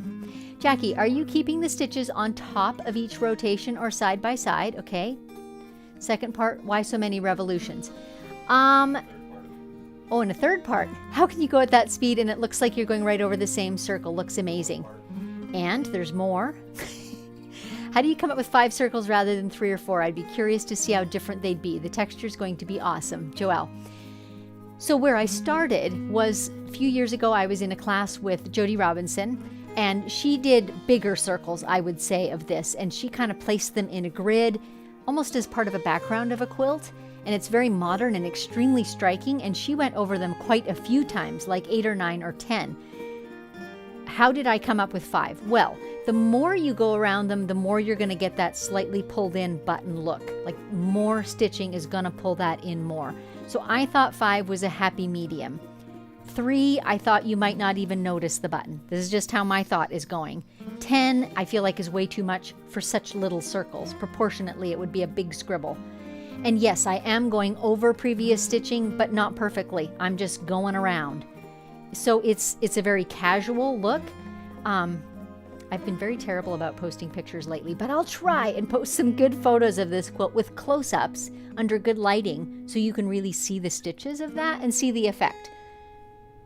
Probably not everyone will love it. I'm sure that's true, but I'm happy with it. So we're going ahead. Betsy, which mode are you quilting in? I am currently in BSR 1. So on the Bernina, that is stitch regulator 1, which means even when I am standing still, it's still gently coasting. So it's the regulated stitch and then it gently coasts even when I'm not moving. That's kind of my standard. Nita, when using a lighter backing fabric, do you, as you change threads, use a pastel same color thread as the top thread so it isn't so contrasting? Well, I did mention my thread choices, Nita, earlier on. My plan so far for this quilt is to have a light and then a medium, slightly darker than medium gray for all of the darks. Because I think that light gray, also because it's 80 weight and super fine, will not pop through to the top and will not be too stark on the light backing. That's my thinking. So that's my plan. For all this white and yellow and maybe even for the pinks, I'll keep on my light cream colored bobbin thread. And for all the darkers, I'll go with that medium. I don't have it on my machine, but it's like a slightly darker than medium gray, but 80 weight, so super fine. Judy, is the fabric being pushed because of the foot? I guess if you used a spoon foot, it might be too hard to see what you're doing, even though they're clear. Yeah, I went over this a little bit, and that's exactly my reasoning. Like I said, if I had a smaller cup foot, and they are available, I just don't have one, that would probably be the better choice. But my cup foot is so big, and I feel like it will inhibit my visibility so much. And I think there's going to be enough puff and texture in this that you're not going to see the pushing quality of those seams. It's a bit exacerbated by the fact that there is so much folded fabric underneath, like there is quite a bit of thickness at those seams. It is what it is. I think it's going to be a beautiful result anyway. Sue, a 74 foot, did you know you can get a replacement plastic cup if needed? I like it for over those spun seams. I'll have a look for a 74 foot, Sue. I was thinking it was a 40 something that's the couching foot that's smaller, but 74, mental note. I'll look that one up. I tend to be a little bit in the rut quilter, like I kind of use what I've got over and over again and I don't go try new things. So Sue, seems to me you've done this before, given me some bright ideas. So thank you for that. Okay, now I am going to change back to the eggshell thread and keep going on the central flowers. Is there any other questions you guys wanted to ask about this specifically? Because the quilting is kind of going to be rinse and repeat from this point on, at least for the duration of these flowers. So you've seen how I undo the basting thread as I come to it. I'm just wondering, maybe I'll try putting the cup foot on just because, why not? I think for the purposes of the flowers, I'll be okay. So for mine, I have to put the ruler foot back on, and then the cup clip attaches to that. If you want to put the close-up camera on, I will show what it looks like. Here's my ruler foot again, and here's my cup clip that attaches to it, and they have a slit for the thread, so I just have to line those up. but you can see how big and not really see-through that is. So I don't know how that's going to go, but we'll try it for one flower at least and see what we think. I'll just set the other one aside. Because places like this is where I ran into fullness. And I still think, you know, when the quilt is relaxed and used and especially washed, I think that's going to be fine. But yes, also I think it could be better.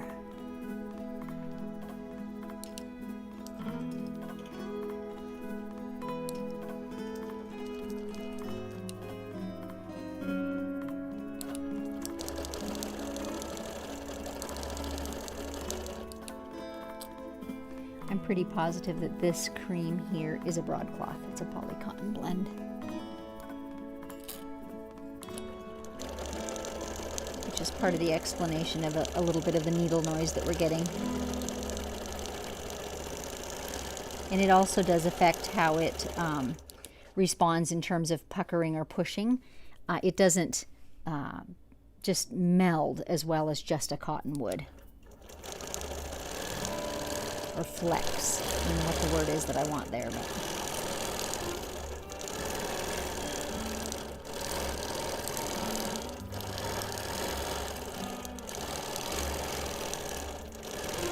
back in the day, and by back in the day I mean 80s and even 70s, my mom was a fairly prolific quilter, and we lived in, you know, very northern Canada. Our town had next to nothing for shops, and quilt shops just weren't really known then the way they are now. Certainly not anywhere we lived. So my mom just made quilts with whatever she had, and she used a lot of broadcloth. In fact, she used to do wedding gifts that were usually a light color on one side and a deeper color on the other, and then hand quilted, and that's all it was a whole cloth. And they were gorgeous. And a couple of them that she gave as wedding gifts 40 years ago have made their way back to my sister and I. So we actually have a couple of those quilts. And they have certainly stood the test of time. Like, that fabric's never going to wear out. So I'm not scared of a broadcloth, but it does not behave quite the way a cotton would, and that's a fact.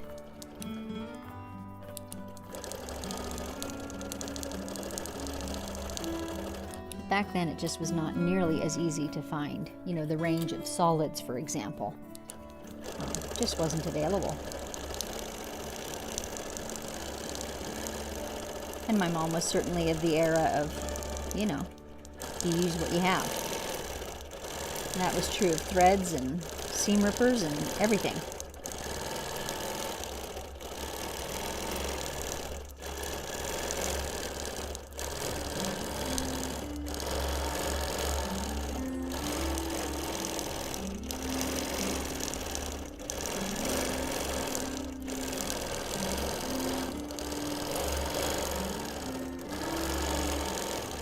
This is certainly working better in terms of not pushing the fabric around, and it's not too bad for visibility.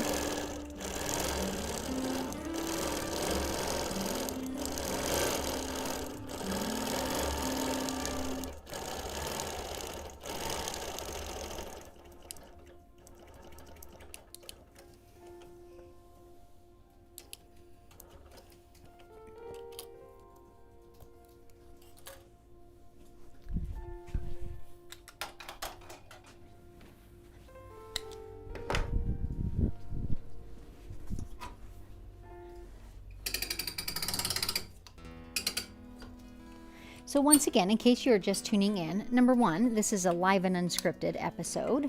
So it is unedited, it's real time, you're getting to see the whole quilting process. And I try and do these twice a month, and they're always on Friday. An opportunity for you to attend live, ask any questions that you have, and for me to just talk my way through my quilting process. They are not a lesson per se. I'm usually working on a client quilt. Today's happens to be mine, but it's not, you know, I didn't choose the fabrics for the purpose of making the quilting clear. You're just getting to see me working on a project. So that's live and unscripted. If you do want to know when the lives are coming up or what the project is, I try and send that out in my email newsletter a couple of days in advance. So Mr. Producer is going to drop a link into the chat box. And if you're watching the replay, there will be a little card popping onto your screen. that shows you where you can sign up for that newsletter. And this particular quilt, all hexies, as you can see, I'm custom quilting at different things in different areas. I'm working today on the flowers. I first fully basted the whole quilt, top to bottom. There's these wide, long, straight basting rows, one of which I was just undoing. And then I'm working on these central flowers and adding some details to them. Now, I can't get this whole quilt finished in one sitting for you to be able to see it all, so we're going to go ahead and keep recording it over the next day or two as I work on it, and we're going to air future episodes where you get to watch that video, and I'll be on the stream also, typing into the chat, so you have an opportunity to ask me questions about it and chat about it in any way. So just be watching for the Hexie Quilt. So we'll call this one part 1. And once we've decided how many parts, I'll name it like part 1 of 3 or 4, depending on how many it turns out being, so that you can readily find them all if you want to see the whole thing.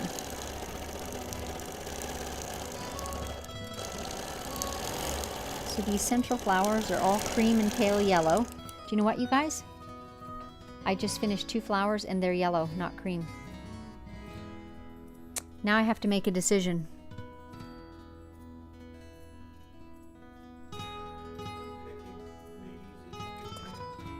Oh boy, now I have to make a decision. Do I want to undo them or leave them?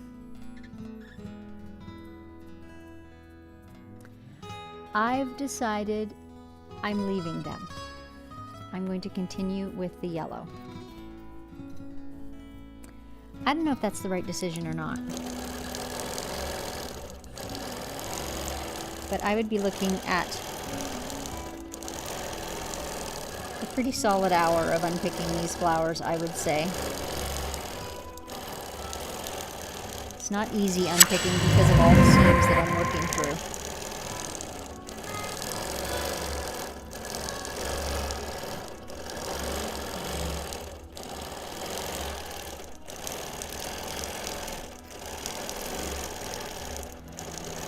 And I truly don't know if that was the right decision or not, but it's the one I'm coming down on the side of today.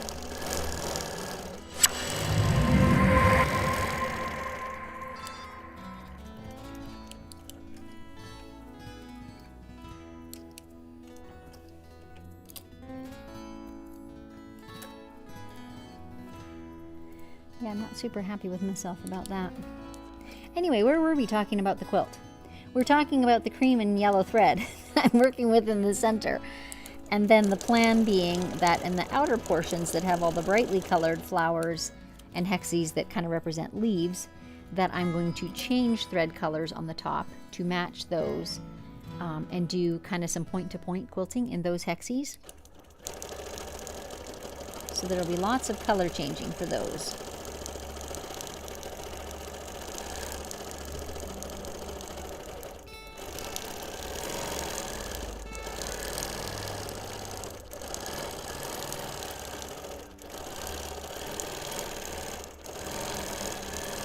There are certainly a few features that this quilt has that are quite unique.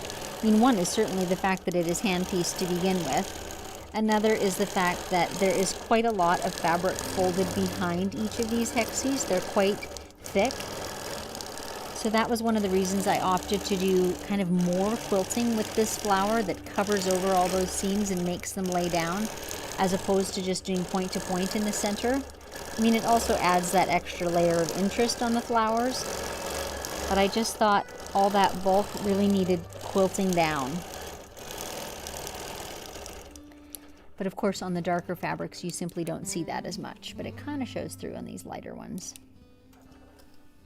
And I'll tell you quite honestly, one of my reasons for not changing thread or going back and unpicking is that I can see from close up that the lady who pieced actually used different threads for piecing. So the truth of the matter is there's not hyper consistency throughout this quilt anyway. So I feel like I'm staying within the same parameter.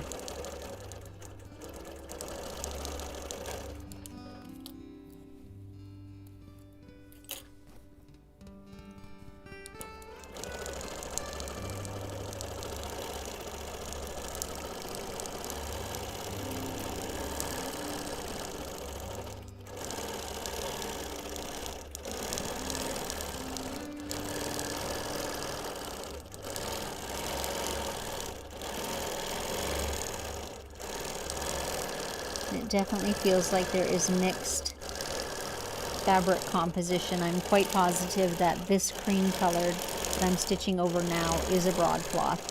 Just judging by the way it behaves, by how it shows up the stitches. And as Janice noticed earlier, even though I've got a new needle in, I did stop and put a new one in, you're still hearing poppage. And that's just because broadcloths are somehow tighter. Something like batiks are. One more up there, right there.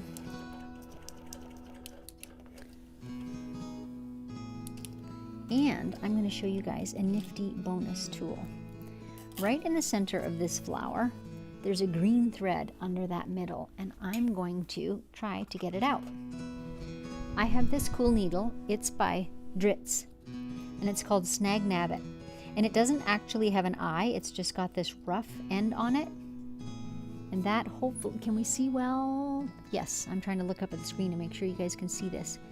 I'm going to insert my needle under that green thread and come up right after it.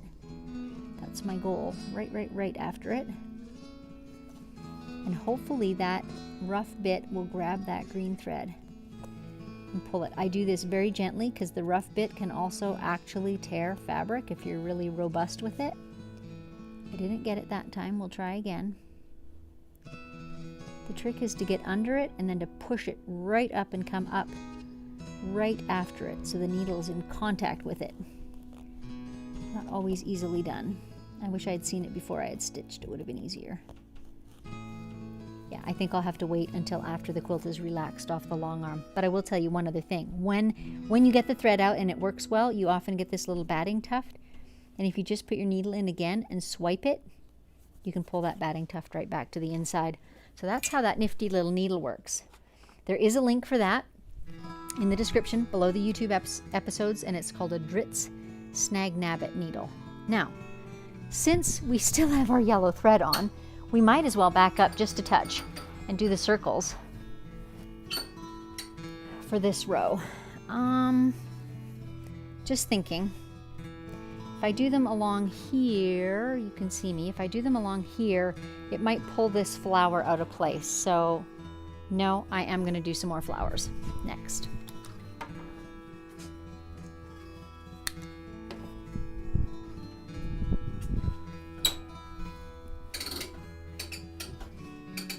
And you notice I'm not doing full advances. I certainly could, but my machine does have a big throat space, and it's harder to see and to quilt at full arm's length. And so often when I'm doing these intricate things, I'll just advance, you know, so it's still within easy reach.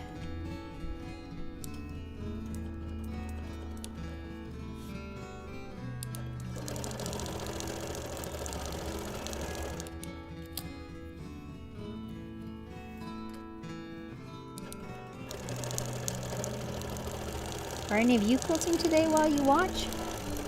Any big things accomplished?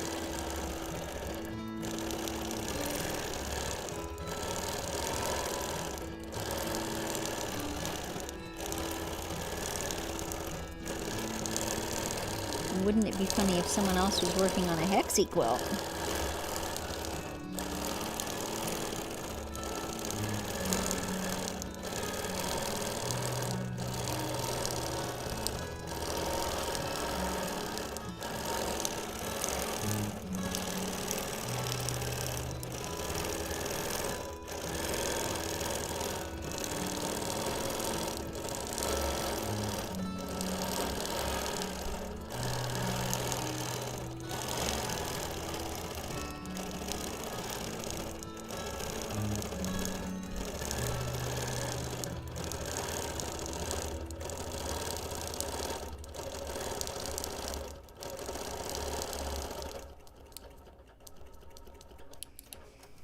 Every flower is different from all the ones that came before. Little bit.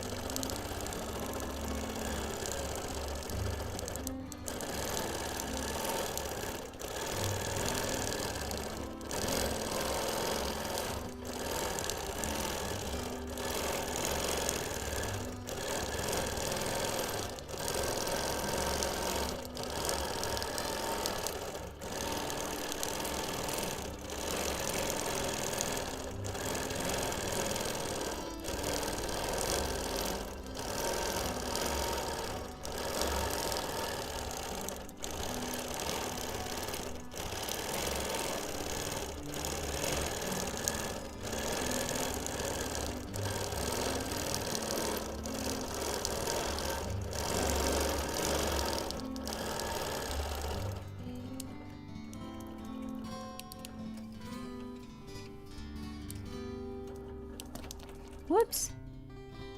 Now what did I bump that caused it to start stitching? Interesting. I still don't know the answer to that question, but we'll just undo those couple of stitches. That's attached to my bobbin. I must have bumped my start button without realizing it. Okay, now we are going to go back and do those yellow circles.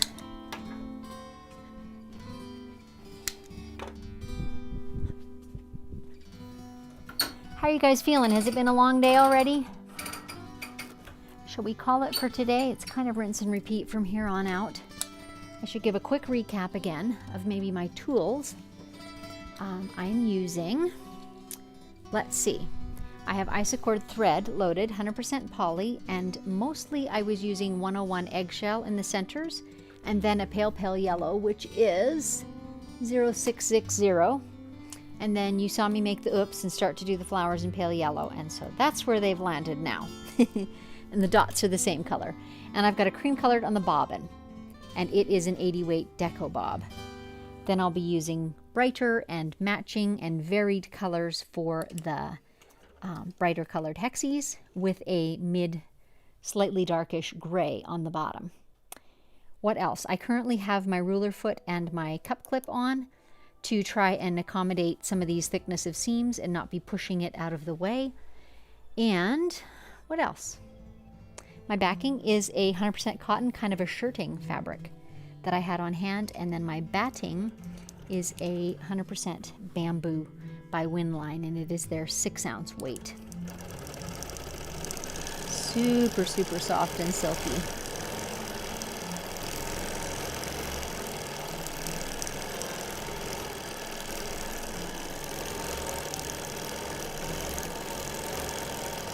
This actually isn't bad for visibility because it's not a precise thing. Seems to be doing fine.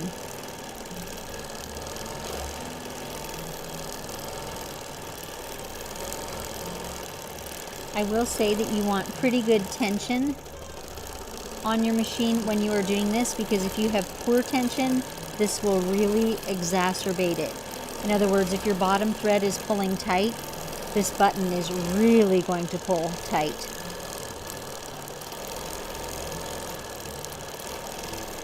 So you might want to do some practice ones on a scrappy.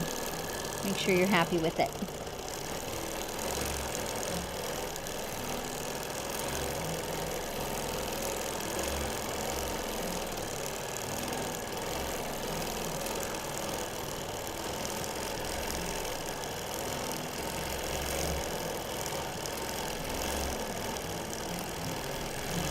Being this is live and unscripted, I am planning some of this and trying it out as we go. I did not try these on this quilt beforehand, so that tends to be how I quilt in real life. So you're getting to see my thought processes at work. I did a few of them. I did a couple of flowers, and then I did a bunch of these buttons to see, do I like it or not? And I do. I don't know if it's to your taste, so you might like something different.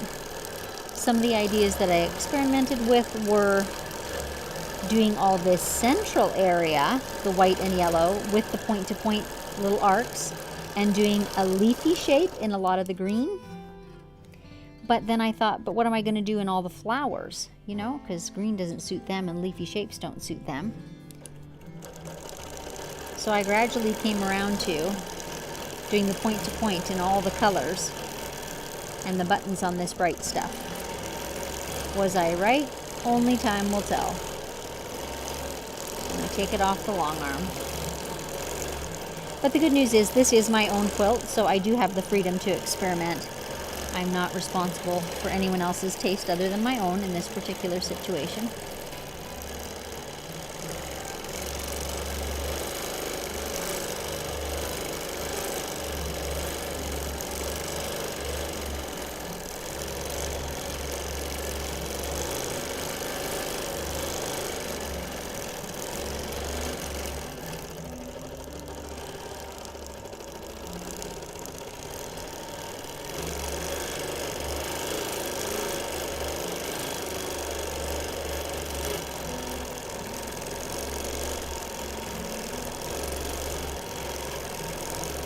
I did overshoot that one a little bit.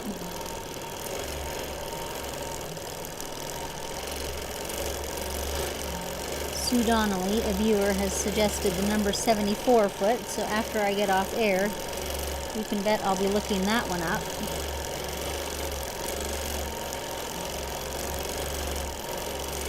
One of the cool things about our Bernina long arms is that they can use the same feet as Bernina sewing machines. As long as they're spring-loaded, they are interchangeable between machines. Likewise, the needles. But it's kind of cool that the feet are.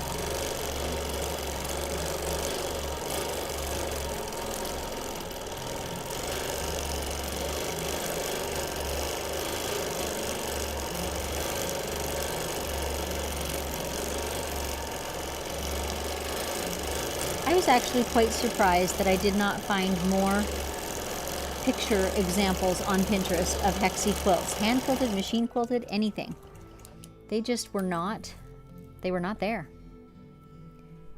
I thought that I would, you know, pull up hand quilted ones and get some ideas there, but it just wasn't to be.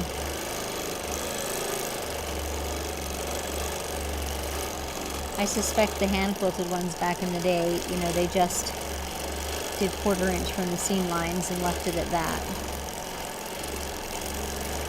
So that might not have helped, but I was surprised that I did not find quilted examples of Hexie quilts. I found very, very few.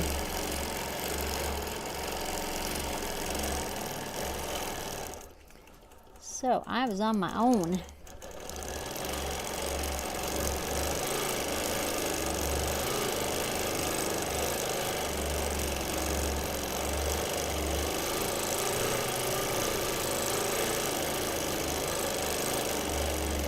You could make yourself dizzy doing this.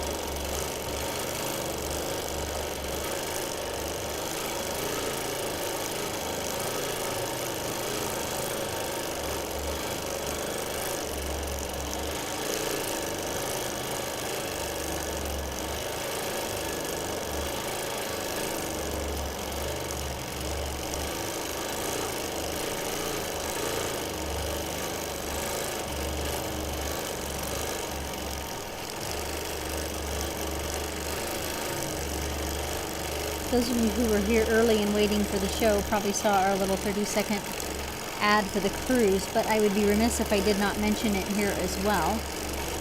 Dave and I are hosting a cruise in January of 2025, on this January 18 to 25, in the Caribbean. And our guest quilting artists are Beth Ann Nemish and Sam Alberts, both wonderful quilters, but the three of us have quite different styles. So we're really trying to work together to bring this hopefully cohesive but very broad and rich quilting experience. So Beth Ann is extremely artistic. She has the distinction of being a master quilter. Beautiful, beautiful work. Sam is quite contemporary. She does a lot of custom quilting, a lot of fresh ideas, things you don't see, I haven't seen anyway. It's just fresh ideas. I love that about her. And then, of course, I'm kind of the queen of edge-to-edge and couch quilts and practicality, if you will.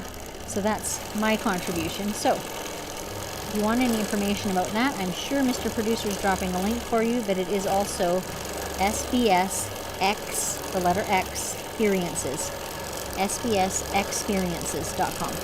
And there's tons of details there about it. We are doing more people than most quilting cruises, simply because we are delivering our classes lecture style and videoing them. So everyone who comes on the cruise gets to take home those videos, and they are going to be available for a period of months after the fact. So that's kind of our model. That said, we've only got about a dozen rooms left, and I think the VIP tickets are already completely sold out. However, we have opened a waiting list, because between now and January, who knows what will happen. And that offers, some extra luncheons with the teachers and some special goodies and, some extra special treatment. So if you want information on that, check out that website, or you can email Dave directly, david@stitchedbysusan.com. I'd be happy to answer your questions. That is looking great, you guys. Okay, what are we thinking for time? We must be past 2 hours, yes? 2 hours and 20 minutes. Okay, I think we're going to call it for today, simply because I don't have different things to offer. I'm going to finish these flowers before I go on into other things. So, really super quick recap. Big old Hexie quilt, all hand pieced. It's 80 inches by 74, and I am custom quilting it. So right now I'm kind of working on the central portion, but I did take the time first to drop horizontal basting lines all the way down the quilt, about every 12 inches or so that I can roll my quilt back and forth. Because right now I'm quilting right in the middle, and then I'm going to go and start the various color work, and I'm going to change thread colors for the different flowers and leaf areas. And I want to be able to, for example, quilt all the blues wherever they may be, and then change my thread to green, and then go quilt all the greens. And this way I can roll my quilt back and forth freely. So this was part 1. We'll continue recording after this episode is finished and over the next couple of days. And I'm going to release that in some chunks. And eventually I will label them once I know how many there are, part 1 of 3 or whatever it happens to be. And we'll be releasing those then, I'll be playing the video on YouTube, and they'll be on Fridays at our same time, so you kind of know what to expect. I'll play the video, and then I'll be in the chat window too. So we can still be talking about it and interacting about it, and you get to see the quilting happening in real time. It just will have been pre-recorded, that quilting portion. So does that explain it reasonably well? I hope so. Anyway, these live and unscripted episodes are just, while I talk about that, put in any more questions or comments that you have before we go. But live and unscripted, we try and do these twice a month, and this is just literally live streaming something that I'm working on. Today it's my quilt, most often it's a client quilt. And so you don't see the hyper-edited certain portions, pretty portions of it. You get to see the whole project, so you get a sense of how long things take, and whether or not you break thread or change colors, or in what to do when you have poor tension. Believe me, all those things have happened on air before. You can just look at past episodes and, laugh with me at some of the oopses we've had on air. But that's kind of what we're all about. And I hope that this serves as kind of a mentorship for you. This is the kind of thing I wish I had had when I was learning how to quilt, just to know, is it okay to do this and this and this, or why should I do that? So I talk through my decisions and choices as the quilts progress. So that's what we do. They're always on Friday at 9 a.m. Pacific time. Not always regular Fridays. So again, sign up for my newsletter if you want to know when they're coming. I tend to publish one a couple days in advance with a photo of what I'm working on and what some of the topics I anticipate being, so that you have an idea if it's something you're really interested in. So Mr. Producer's dropped a newsletter link into the chat window. Alternatively, you can just rush to my website, stitchedbysusan.com. You'll get a little pop-up there that'll invite you to the newsletter. Okay, anything else we want to say? I do want to answer questions, absolutely. I'm just trying to think if I've forgotten anything. Okay, questions. Let's have it.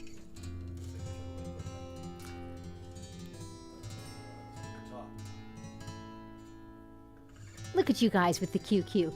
Dorothy, do you regularly quilt to Dan's music? It is so relaxing.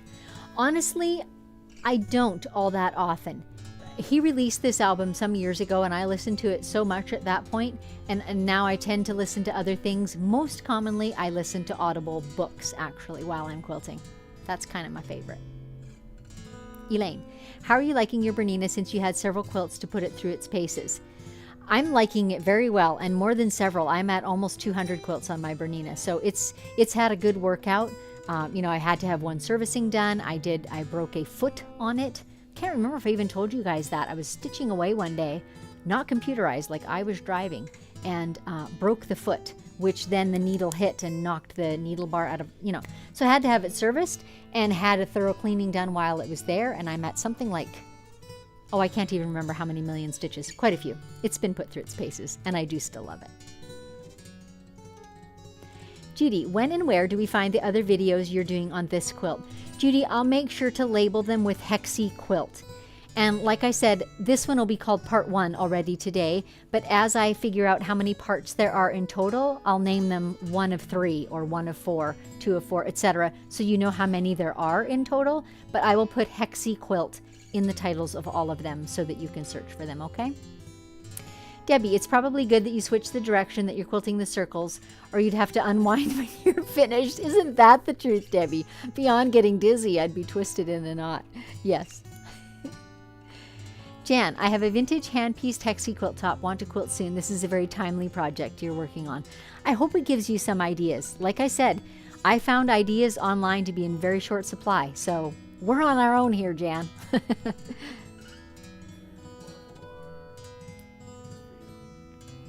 Pam, love how you keep it real. Oh, yes. Oh, yes. I don't even know how to comment to that except say yes. Yeah, that's part of the charm.